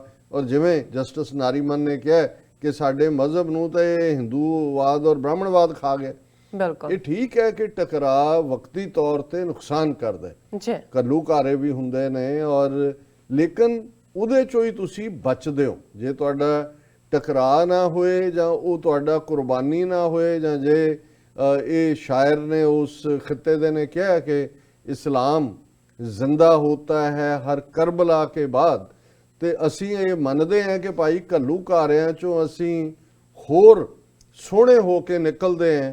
ਘੱਲੂਘਾਰਿਆਂ ਨੇ ਸਾਨੂੰ ਜਿਹੜਾ ਮਜ਼ਹਬ ਦੇ ਵਿੱਚ ਹੋਰ ਪੱਕਾ ਕੀਤਾ ਹੈ। 18ਵੀਂ ਸਦੀ 'ਚ ਵੀ ਇਹ ਸਾਡਾ ਜਿਹੜਾ ਆਮ ਲੋਕ ਅਖਾਣਾਂ ਦੇ ਵਿੱਚ ਸੀ, ਮੰਨੂ ਸਾਡੀ ਦਾਤਰੀ ਅਸੀਂ ਮੰਨੂ ਦੇ ਸੋਏ, ਜਿਉਂ-ਜਿਉਂ ਮੰਨੂ ਵੱਢਦਾ ਅਸੀਂ ਦੂਣ ਸਵਾਏ ਹੋਏ। ਔਰ ਹੁਣ ਵੀ ਜਦੋਂ ਜੂਨ 84 ਦਾ ਘੱਲੂਘਾਰਾ ਵਾਪਰਿਆ, ਬੀਬੀ ਅਜੀਤ ਕੌਰ ਜਿਹੜੇ ਪੰਜਾਬੀ ਦੇ ਪ੍ਰੋਮੀਨੈਂਟ ਲਿਖਾਰੀ ਨੇ, ਉਹਨਾਂ ਨੇ ਕਹਾਣੀ ਲਿਖੀ ਸਿਰਾਂ ਦੀ ਫਸਲ, ਔਰ ਉਹਨਾਂ ਨੇ ਸਿੱਖ ਇਤਿਹਾਸ ਦੇ ਹਵਾਲੇ ਨਾਲ ਕਿਹਾ ਕਿ ਇਹ ਕੌਮ ਜਿੱਥੇ ਖੂਨ ਦਾ ਇੱਕ ਤੁਬਕਾ ਡਿੱਗਦਾ ਹੈ, ਉੱਥੇ ਇੱਕ ਹੋਰ ਪੌਦਾ ਨਿਕਲਦਾ ਹੈ ਜਿਸ ਚੋਂ ਫੇਰ ਸਿਰ ਦੇਣ ਵਾਲੇ ਨਿਕਲਦੇ ਨੇ। ਸੋ ਇਹ ਸਿਰਾਂ ਦੀ ਫਸਲ ਹੈ, ਇਹਨੂੰ ਤੁਸੀਂ ਮਾਰ ਕੇ ਮੁਕਾ ਕੇ ਨਹੀਂ ਮੁਕਾ ਸਕਦੇ। ਔਰ ਇਹੀ ਅਸੀਂ ਸਮਝਦੇ ਹਾਂ ਕਿ ਉਹਨਾਂ ਨੇ ਤਾਂ ਸਾਨੂੰ ਡੈਥ ਕਿਸ ਨਾਲ ਪਹਿਲਾਂ ਮਾਰਨ ਦੀ ਕੋਸ਼ਿਸ਼ ਕੀਤੀ 47 ਤੋਂ 84 ਤੱਕ, ਅਸੀਂ ਖੜੇ ਹੋਏ। ਔਰ ਹੁਣ ਜਦੋਂ ਕਿ ਉੱਥੇ ਉਹਨਾਂ ਨੇ ਸਾਡੇ ਪੰਜਾਬ ਨੂੰ ਡਰੱਗਸ ਦੇ ਹਵਾਲੇ ਕੀਤਾ, ਕਿਸ ਕਿਸਮ ਦੀ ਜਿਹੜੀ ਆ ਅਨਐਮਪਲੋਇਮੈਂਟ, ਕਿਸਾਨ ਖੁਦਕਸ਼ੀਆਂ ਦੇ ਉਸ ਪਾਰਟ ਤੋਂ, ਔਰ ਉੱਥੇ ਅਮਰਿੰਦਰ ਸਿੰਘ ਔਰ ਬਾਦਲਾਂ ਵਰਗੀ ਜਿਹੜੀ ਜੁੱਤੀ ਚੱਟ ਲੀਡਰਸ਼ਿਪ ਐਸਟੈਬਲਿਸ਼ ਕੀਤੀ। ਸੋ ਇਹ ਜਿਹੜਾ ਇਸ ਵਰੇ ਦੇ ਅੰਦਰ ਕਰਤਾਰਪੁਰ ਲਾਂਘੇ ਦੀ ਗੱਲ ਜਿਹੜੀ 28 ਨਵੰਬਰ ਤੋਂ ਸ਼ੁਰੂ ਹੁੰਦੀ ਹੈ 2018 ਤੋਂ, ਜਦੋਂ ਇਮਰਾਨ ਖਾਨ ਸੰਘੇ ਬੁਨਿਆਦ ਰੱਖਦੇ ਨੇ, ਇਸ ਨੇ ਸਿੱਖਾਂ ਨੂੰ ਇੰਟਰਨੈਸ਼ਨਲੀ ਇਲੈਕਟ੍ਰੀਫਾਈ ਕੀਤਾ। ਪਰ ਮੈਂ ਸਮਝਦਾ ਵੀ ਇਹ ਵੀ ਬਾਬੇ ਦਾ ਕ੍ਰਿਸ਼ਮਾ ਹੈ, ਜਿੱਥੇ ਕਰਤਾਰਪੁਰ ਲਾਂਘੇ ਦਾ ਮੁਕੰਮਲ ਹੋਣਾ, ਫੰਕਸ਼ਨਲ ਹੋਣਾ, ਉੱਥੇ ਉਹਨੇ ਕੁੱਲ ਦੁਨੀਆ ਦੇ ਅੰਦਰ ਸਿੱਖ ਕੌਮ ਔਰ ਪਾਕਿਸਤਾਨੀ ਕੌਮ ਜਾਂ ਮੁਸਲਮਾਨ ਨੇਸ਼ਨ ਦੇ ਨਾਲ ਰਿਲੇਸ਼ਨਸ਼ਿਪ ਰੀਡਿਫਾਈਨ ਕੀਤੀ ਹੈ। ਜਿਹੜੇ ਠੀਕ ਹੈ ਅਜੇ ਵੀ ਕੁਝ ਚੀਜ਼ਾਂ ਨੇ ਜਿਨ੍ਹਾਂ ਦੇ ਵਿੱਚ ਅਸੀਂ ਵੀ ਓਵਰ ਸੈਂਸਿਟਿਵ ਹੈ, ਸਾਡੇ ਪਾਕਿਸਤਾਨੀ ਭੈਣ ਭਰਾ ਵੀ ਨੇ, ਔਰ ਅਸੀਂ ਆਪਣੇ ਸਕਾਲਰਸ ਨੂੰ, ਵਿਦਵਾਨਾਂ ਨੂੰ ਔਰ ਆਪਣੇ ਐਕਟਿਵਿਸਟ ਨੂੰ ਇਹ ਰਾਏ ਵੀ ਦੇਵਾਂਗੇ ਕਿ ਉਹਨਾਂ ਮੁੱਦਿਆਂ ਦੇ ਉੱਤੇ ਜਿੱਥੇ ਸੈਂਸਿਟਿਵਿਟੀਜ਼ ਨੇ ਅਸੀਂ ਕੋਈ ਵੀ ਗੱਲ ਕਹਿਣ ਤੋਂ ਪਹਿਲਾਂ, ਲਿਖਣ ਤੋਂ ਪਹਿਲਾਂ, ਆਪਣੀ ਜ਼ਬਾਨ ਤੋਂ ਕੱਢਣ ਤੋਂ ਪਹਿਲਾਂ ਜ਼ਰੂਰ ਇਸ ਗੱਲ ਦਾ ਧਿਆਨ ਰੱਖੀਏ ਕਿ ਅਜੇ ਇਹ ਸਬੰਧ ਦੁਬਾਰਾ ਜੁੜ ਰਹੇ ਨੇ, ਅਜੇ ਇਸ ਗੱਲ ਦੇ ਨਾਲ ਕਿ ਵੀ ਕੋਈ ਇੱਕ ਨਿੱਕੀ ਜਿਹੀ ਗੱਲ ਬਿਲਕੁਲ, no ਕਿਸੇ ਦੇ ਦਿਲ ਨੂੰ ਖੱਟਾ ਕਰੇ। ਜੀ। ਦੇਖੋ ਮਜ਼ਹਬਾਂ ਦੇ ਵਿੱਚ ਵੀ ਜਦੋਂ ਅਸੀਂ ਬੇਸਿਕ ਥਿਓਲੋਜੀ ਵੀ ਦੇਖਦੇ ਹਾਂ, ਸਿਧਾਂਤ ਵੀ ਦੇਖਦੇ ਹਾਂ, ਸਿੱਖੀ ਔਰ ਇਸਲਾਮ ਦਾ ਆਲਮੋਸਟ ਬਹੁਤ ਸਾਰਾ ਕੁਝ ਇੱਕੋ ਜਿਹਾ ਹੈ, ਪਰ ਕੁਝ ਤਾਂ ਡਿਫਰੈਂਟ ਹੈ, ਤਾਂ ਹੀ ਡਿਫਰੈਂਟ ਨੇ। ਕੁਝ ਵਕਤ ਲਾਈਨ ਹੈ 1400 1450 ਸਾਲ ਪਹਿਲਾਂ ਨਾਲ ਜੁੜਿਆ ਹੋਇਆ, ਕੁਝ ਉਹਨਾਂ ਦੇ ਆਪਣੇ ਕਾਰਡੀਨਲ ਪ੍ਰਿੰਸੀਪਲ ਨੇ ਜਿਨ੍ਹਾਂ ਦਾ ਸਾਨੂੰ ਹਮੇਸ਼ਾ ਮਾਣ ਸਨਮਾਨ ਕਰਨਾ ਚਾਹੀਦਾ ਹੈ। ਇਸੇ ਤਰ੍ਹਾਂ ਕੁਝ ਸਾਡੀ ਸਾਈਕੋ ਹਿਸਟਰੀ ਔਰ ਕੁਝ ਜਿਹੜੇ ਬਿਟਰ ਐਕਸਪੀਰੀਐਂਸਸ ਜਿਨ੍ਹਾਂ ਨਾਲ ਕੋਈ ਇਸਲਾਮ ਦਾ ਲਾਗਾ ਦੇਗਾ ਨਹੀਂ ਹੈ, ਲੇਕਿਨ ਜਿਹੜੇ ਵੇਲਿਆਂ ਦੇ ਹਾਕਮ ਹੁੰਦੇ ਨੇ ਉਹਨਾਂ ਚੀਜ਼ਾਂ ਨੂੰ ਇਸਤੇਮਾਲ ਕਰਦੇ ਨੇ। ਮਜ਼ਹਬ ਨੂੰ ਐਜ਼ ਏ ਸ਼ੀਲਡ ਇਸਤੇਮਾਲ ਕੀਤਾ ਗਿਆ। ਸਾਡੇ ਵੀ ਅੱਜ ਜਿਹੜੇ ਬੈਠੇ ਨੇ ਅਕਾਲੀ ਦਲ ਦੇ ਨਾਂ ਥੱਲੇ, ਜਦੋਂ ਉਹਨਾਂ ਦੀ ਆਪਣੀ ਕੁਰਸੀ ਖਤਰੇ 'ਚ ਹੁੰਦੀ ਹੈ ਤੇ ਉਹ ਪੰਥ ਖਤਰੇ 'ਚ ਆ ਜਾਂਦੇ।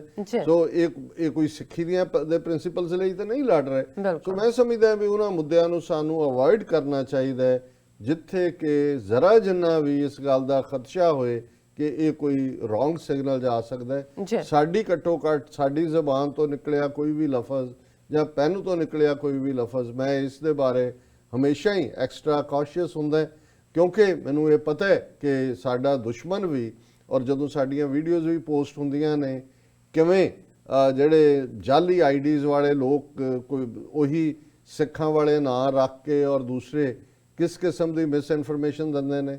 ਕਈ ਤਾਂ ਇੱਥੋਂ ਤੱਕ ਕਹਿਣ ਤੱਕ ਜਾਂਦੇ ਨੇ ਜੇ ਇਹਨਾਂ ਨੇ ਇਸਲਾਮ ਕਬੂਲ ਲਿਆ ਹੋਇਆ। ਸੋ ਮਤਲਬ ਇਸ ਤੋਂ ਮੈਨੂੰ ਤਾਂ ਇਹ ਗੱਲ ਖੁਸ਼ੀ ਦਿੰਦੀ ਹੈ ਕਿ ਇਹ ਦੱਸਦਾ ਹੈ ਵੀ ਦੁਸ਼ਮਣ ਨੂੰ ਕਿੰਨੀ ਤਕਲੀਫ ਹੈ ਜਦੋਂ ਅਸੀਂ ਸਾਂਝਾਂ ਦੀ ਗੱਲ ਕਰਦੇ ਹਾਂ। ਪਰ ਫਿਰ ਵੀ ਇੱਕ ਤਬਕਾ ਜਿਹੜਾ ਕਿਸੇ ਨਾ ਕਿਸੇ ਹਨੇਰੇ 'ਚ ਰਹਿੰਦਾ ਹੈ।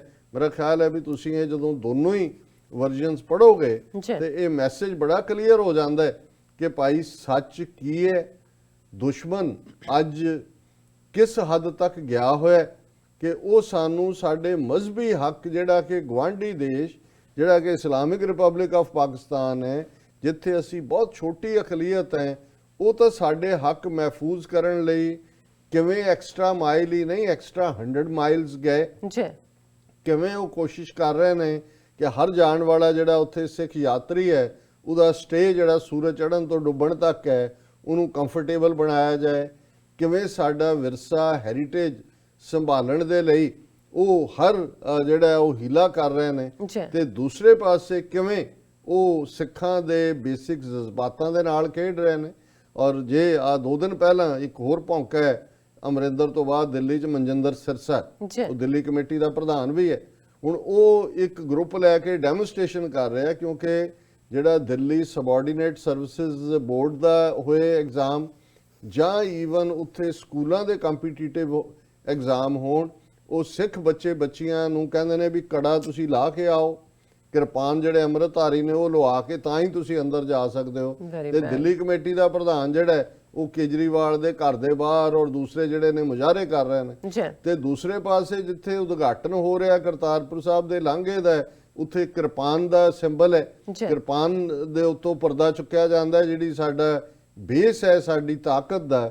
ਔਰ ਇਸੇ ਤਰ੍ਹਾਂ ਪਾਕਿਸਤਾਨ ਦੇ ਵਿੱਚ ਜਿਸ ਆਜ਼ਾਦੀ ਨਾਲ ਜੇ ਪਾਕਿਸਤਾਨ ਦੇ ਗਵਰਨਰ ਚੌਧਰੀ ਮੁਹੰਮਦ ਸਰਵਰ, ਉਹਨਾਂ ਦਾ PR ਮੈਨ ਪਵਨ ਸਿੰਘ ਉਹੀ ਵੈਲਕਮ ਕਰ ਰਿਹਾ ਹੈ, ਔਰ ਕਿਵੇਂ ਉਹਨਾਂ ਦੇ ਐਂਕਰ ਵੀ ਨੇ, ਡਾਕਟਰ ਮਹੀਪਾਲ ਸਿੰਘ ਵੀ ਹੈ, ਉਹਨਾਂ ਦੀ ਫੌਜ 'ਚ ਵੀ ਕੈਪਟਨ ਹਰਚਰਨ ਸਿੰਘ ਹੁਣ ਸ਼ਾਇਦ ਉਹ ਪ੍ਰਮੋਟ ਹੋ ਗਏ ਨੇ। ਸੋ ਉਹ ਦੱਸ ਰਹੇ ਨੇ ਕਿ ਭਾਈ ਅਕਲੀਤਾਂ ਦੀ ਇੱਜ਼ਤ ਕਿਹਨੂੰ ਕਹਿੰਦੇ ਨੇ, ਉਹਨਾਂ ਦੇ ਹੱਕ ਦੇਣੇ ਕਿਹਨੂੰ ਕਹਿੰਦੇ ਨੇ। ਔਰ ਇਸ ਪਾਸੇ 200 ਮਿਲੀਅਨ ਮੁਸਲਮਾਨਾਂ ਦਾ ਜੀਣਾ ਹਰਾਮ ਕੀਤਾ ਹੋਇਆ, 80 ਲੱਖ ਕਸ਼ਮੀਰੀਆਂ ਦਾ ਕੀ ਹਾਲ ਕੀਤਾ ਹੋਇਆ, ਉਹ ਅਸੀਂ ਤੀਸਰੇ ਸੈਗਮੈਂਟ ਦੇ ਵਿੱਚ ਡਿਸਕਸ ਕਰਾਂਗੇ। ਸੋ ਹੁਣ ਮੈਂ ਤੁਹਾਨੂੰ ਕਹਾਂਗਾ ਪਹਿਲਾਂ ਭਾਰਤ ਵਾਲੇ ਪਾਸਿਓਂ ਯਾਤਰੂਆਂ ਨੇ ਕੀ ਮਹਿਸੂਸ ਕੀਤਾ ਹੈ, ਕਿਵੇਂ ਉਹਨਾਂ ਨੂੰ ਇਧਰ ਔਰ ਉਧਰ 'ਚ ਫਰਕ ਲੱਗਾ ਹੈ, ਔਰ ਇਹ ਅਜੀਤ ਅਖਬਾਰ ਦੀ ਰਿਪੋਰਟਿੰਗ ਹੈ, ਇਹਨੂੰ ਤੁਸੀਂ ਜ਼ਰਾ ਪੜ੍ਹ ਦਿਓ। ਉਹਨਾਂ ਲਿਖਿਆ ਕਿ ਭਾਰਤ ਵਾਲੇ ਪਾਸੇ ਦੇ ਰਵੱਈਏ ਤੋਂ ਖਫਾ ਹਨ, ਦਰਸ਼ਨ ਕਰਕੇ ਪਰਤੇ ਸ਼ਰਧਾਲੂ ਕਰਤਾਰਪੁਰ ਲਾਂਘੇ ਸੰਬੰਧੀ ਭਾਰਤ ਪਾਕ ਵਿਚਲੇ ਪ੍ਰਬੰਧਾਂ 'ਚ ਹੈ ਜ਼ਮੀਨ ਆਸਮਾਨ ਦਾ ਫਰਕ। ਡਾਕਟਰ ਕਮਲ ਕਾਲੋ, ਅਵਤਾਰ ਸਿੰਘ ਰੰਧਾਵਾ। ਡੇਰਾ ਬਾਬਾ ਨਾਨਕ ਇਹ ਉਹ ਰਿਪੋਰਟਰਸ ਨੇ ਜਿਨ੍ਹਾਂ ਦੀ ਇਹ ਰਿਪੋਰਟਿੰਗ ਹੈ ਜੀ। ਡੇਰਾ ਬਾਬਾ ਨਾਨਕ ਕਰਤਾਰਪੁਰ ਲਾਂਘਾ 18 ਨਵੰਬਰ ਅੱਜ ਭਾਰਤ ਪਾਕਿਸਤਾਨ ਦੀ ਕੌਮਾਂਤਰੀ ਸਰਹੱਦ ਡੇਰਾ ਬਾਬਾ ਨਾਨਕ ਤੋਂ ਲਾਂਘੇ ਰਾਹੀਂ ਗੁਰਦੁਆਰਾ ਸ਼੍ਰੀ ਕਰਤਾਰਪੁਰ ਸਾਹਿਬ ਦੇ ਦਰਸ਼ਨ ਕਰਕੇ ਵਾਪਸ ਪਹੁੰਚੇ ਸ਼ਰਧਾਲੂਆਂ ਵੱਲੋਂ ਉਹਨਾਂ ਨੂੰ ਆਉਂਦੀਆਂ ਦਰਪੇਸ਼ ਮੁਸ਼ਕਲਾਂ ਤੋਂ ਜਾਣੂ ਕਰਵਾਉਂਦਿਆਂ ਦੱਸਿਆ ਕਿ ਉਹਨਾਂ ਨੂੰ ਗੁਰਦੁਆਰਾ ਸ਼੍ਰੀ ਕਰਤਾਰਪੁਰ ਸਾਹਿਬ ਦੇ ਖੁੱਲੇ ਦਰਸ਼ਨ ਦੀਦਾਰੇ ਕਰਨ ਮੌਕੇ ਭਾਰਤ ਵੱਲੋਂ ਕਈ ਤਰ੍ਹਾਂ ਦੀਆਂ ਮੁਸ਼ਕਲਾਂ ਦਾ ਸਾਹਮਣਾ ਕਰਨਾ ਪੈ ਰਿਹਾ ਹੈ। ਇਸ ਮੌਕੇ ਹਰਿਆਣਾ, ਨਵਾਂ ਸ਼ਹਿਰ ਅਤੇ ਦੂਰੋਂ ਦਰਸ਼ਨ ਕਰਕੇ ਵਾਪਸ ਆਏ ਸ਼ਰਧਾਲੂਆਂ ਨੇ ਦੱਸਿਆ ਕਿ ਜੋ ਇੱਜ਼ਤ ਪਾਕਿਸਤਾਨ ਵਾਲੇ ਪਾਸੋਂ ਤੋਂ ਮਿਲਦੀ ਹੈ, ਭਾਰਤ ਉਸ ਵਿੱਚ ਅਸਫਲ ਦਿਖਾਈ ਦੇ ਰਿਹਾ ਹੈ। ਉਹਨਾਂ ਕਿਹਾ ਕਿ ਉਹ ਲਾਂਘੇ ਦੀ ਖੁਸ਼ੀ ਵਿੱਚ ਆਨਲਾਈਨ ਰਜਿਸਟ੍ਰੇਸ਼ਨ ਕਰਵਾ ਕੇ ਅੱਜ ਖੁਸ਼ੀ ਕਰਤਾਰਪੁਰ ਸਾਹਿਬ ਦੇ ਦਰਸ਼ਨਾਂ ਨੂੰ ਆਏ ਸਨ, ਜਿਸ ਸੰਬੰਧੀ ਉਹਨਾਂ ਨੂੰ ਕਈ ਤਰ੍ਹਾਂ ਨਾਲ ਖੱਜਲ ਖੁਆਰ ਹੋਣਾ ਪਿਆ। ਡੇਰਾ ਬਾਬਾ ਨਾਨਕ ਗੁਰਦੁਆਰਾ ਸਾਹਿਬ 'ਚ ਨਹੀਂ ਹੁੰਦਾ ਸਵੇਰੇ ਨਾਸ਼ਤਾ। ਉਹਨਾਂ ਨੇ ਕਿਹਾ ਕਿ ਉਹ ਰਾਤ ਸਮੇਂ ਗੁਰਦੁਆਰਾ ਡੇਰਾ ਬਾਬਾ ਨਾਨਕ ਵਿਖੇ ਦਰਬਾਰ ਸਾਹਿਬ ਪਹੁੰਚੇ ਸਨ, ਜਿੱਥੇ ਰਿਹਾਇਸ਼ ਦੇ ਢੁਕਵੇਂ ਪ੍ਰਬੰਧ ਨਾ ਹੋਣ ਕਰਕੇ ਅਤੇ ਬਿਸਤਰੇ ਅਤੇ ਹੋਰ ਸਮਾਨ ਅਤ ਖਸਤਾ ਹਾਲਤ 'ਚ ਹੋਣ ਕਰਕੇ ਉਹਨਾਂ ਨੂੰ ਆਰਾਮ ਕਰਨ ਲਈ ਕੋਈ ਵੀ ਸਾਫ਼ ਸੁਥਰੀ ਵਿਵਸਥਾ ਨਹੀਂ ਮਿਲੀ, ਜਿਸ ਕਰਕੇ ਉਹਨਾਂ ਨੇ ਬੇਆਰਾਮੀ 'ਚ ਰਾਤ ਦਾ ਸਮਾਂ ਗੁਜ਼ਾਰਿਆ। ਜਦ ਕਿ ਸਵੇਰੇ ਲਾਂਘੇ ਵੱਲ ਜਾਣ ਮੌਕੇ ਗੁਰਦੁਆਰਾ ਸਾਹਿਬ ਅੰਦਰ ਕੋਈ ਨਾਸ਼ਤੇ ਦਾ ਪ੍ਰਬੰਧ ਨਹੀਂ ਸੀ ਅਤੇ ਉੱਥੇ ਖੜੇ ਮੁਲਾਜ਼ਮਾਂ ਨੂੰ ਬਾਰ-ਬਾਰ ਪੁੱਛਣ ਤੇ ਵੀ ਕੋਈ ਹੱਲ ਨਾ ਹੋਇਆ ਅਤੇ ਉਹ ਲਾਂਘੇ ਤੇ ਪਹੁੰਚੇ, ਜਿੱਥੇ ਉਹਨਾਂ ਨੇ ਕੰਟੀਨ 'ਚੋਂ ਕੁਝ ਖਾ ਕੇ ਕੰਮ ਸਾਰਿਆ। ਬਾਰ-ਬਾਰ ਜਾਂਚ ਅਤੇ ਸਟਾਫ ਕੋਲੋਂ ਖਾਣੇ ਪੈਂਦੇ ਨੇ ਧੱਕੇ। ਉਹਨਾਂ ਦੱਸਿਆ ਕਿ ਭਾਰਤ ਵਾਲੇ ਲਾਂਘੇ ਅੰਦਰਲੇ ਸਟਾਫ ਦਾ ਰਵੱਈਆ ਬਹੁਤ ਮਾੜਾ ਹੈ। ਉਹਨਾਂ ਕਿਹਾ ਜੇਕਰ ਕੋਈ ਕਾਗਜ਼ਾਤਾਂ 'ਚ ਅਣਜਾਣਪੁਣੇ 'ਚ ਵੀ ਕੋਈ ਗਲਤੀ ਹੋ ਜਾਂਦੀ ਹੈ ਤਾਂ ਉਹਨਾਂ ਨੂੰ ਧੱਕੇ ਮਾਰ ਕੇ ਬਾਹਰ ਕੱਢਿਆ ਜਾਂਦਾ ਹੈ ਅਤੇ ਸ਼ਰਧਾਲੂ ਪ੍ਰਤੀ ਚੰਗਾ ਵਿਵਹਾਰ ਨਹੀਂ ਕੀਤਾ ਜਾਂਦਾ। ਉਹਨਾਂ ਦੱਸਿਆ ਕਿ ਪਾਕਿਸਤਾਨ ਵਾਲੇ ਪਾਸੇ ਨਿਯੁਕਤ ਕੀਤਾ ਗਿਆ ਸਟਾਫ ਹਰ ਯਾਤਰੂ ਦਾ ਮਾਣ ਸਨਮਾਨ ਕਰਕੇ ਮਿੱਠੀ ਬੋਲੀ ਬੋਲ ਕੇ ਹਰੇਕ ਸ਼ਰਧਾਲੂ ਦੀ ਰੱਬ ਵਾਂਗ ਪੂਜਾ ਕਰਦਾ ਨਜ਼ਰ ਆਉਂਦਾ ਹੈ। ਲਾਂਘੇ ਤੱਕ ਪੈਦਲ ਆਉਣਾ ਜਾਣਾ ਪੈਂਦਾ ਹੈ। ਉਹਨਾਂ ਦੱਸਿਆ ਕਿ ਕਸਬਾ ਡੇਰਾ ਬਾਬਾ ਨਾਨਕ ਤੋਂ ਲਾਂਘੇ ਤੱਕ ਜਾਣਾ ਅਤੇ ਆਉਣਾ ਵੀ ਪੈਦਲ ਪੈਂਦਾ ਹੈ, ਜਦ ਕਿ ਭਾਰਤ ਵਾਲੇ ਪਾਸੇ ਕੋਈ ਸਹੂਲਤ ਨਾ ਹੋਣ ਕਰਕੇ ਰਿਕਸ਼ੇ ਵਾਲੇ ਇੱਕ ਪਾਸੇ ਦਾ 200 ਰੁਪਏ ਤੱਕ ਕਿਰਾਇਆ ਮੰਗਦੇ ਹਨ। ਉਹਨਾਂ ਦੱਸਿਆ ਕਿ ਪਾਕਿਸਤਾਨ ਵਾਲੇ ਗੇਟ ਤੋਂ ਲੈ ਕੇ ਗੁਰਦੁਆਰਾ ਸ਼੍ਰੀ ਕਰਤਾਰਪੁਰ ਸਾਹਿਬ ਤੱਕ ਲਿਜਾਣ ਲਈ ਬਿਹਤਰ ਸਹੂਲਤ ਹੈ ਅਤੇ ਕਿਸੇ ਵੀ ਸ਼ਰਧਾਲੂ ਨੂੰ ਇੱਕ ਮਿੰਟ ਵੀ ਕਿਸੇ ਤਰ੍ਹਾਂ ਦੀ ਪਰੇਸ਼ਾਨੀ ਨਜ਼ਰ ਨਹੀਂ ਆਉਂਦੀ ਅਤੇ ਸ਼ਰਧਾਲੂ ਵੀ ਸੇਵਾ ਲਈ ਹਰ ਵੇਲੇ ਮਗਰ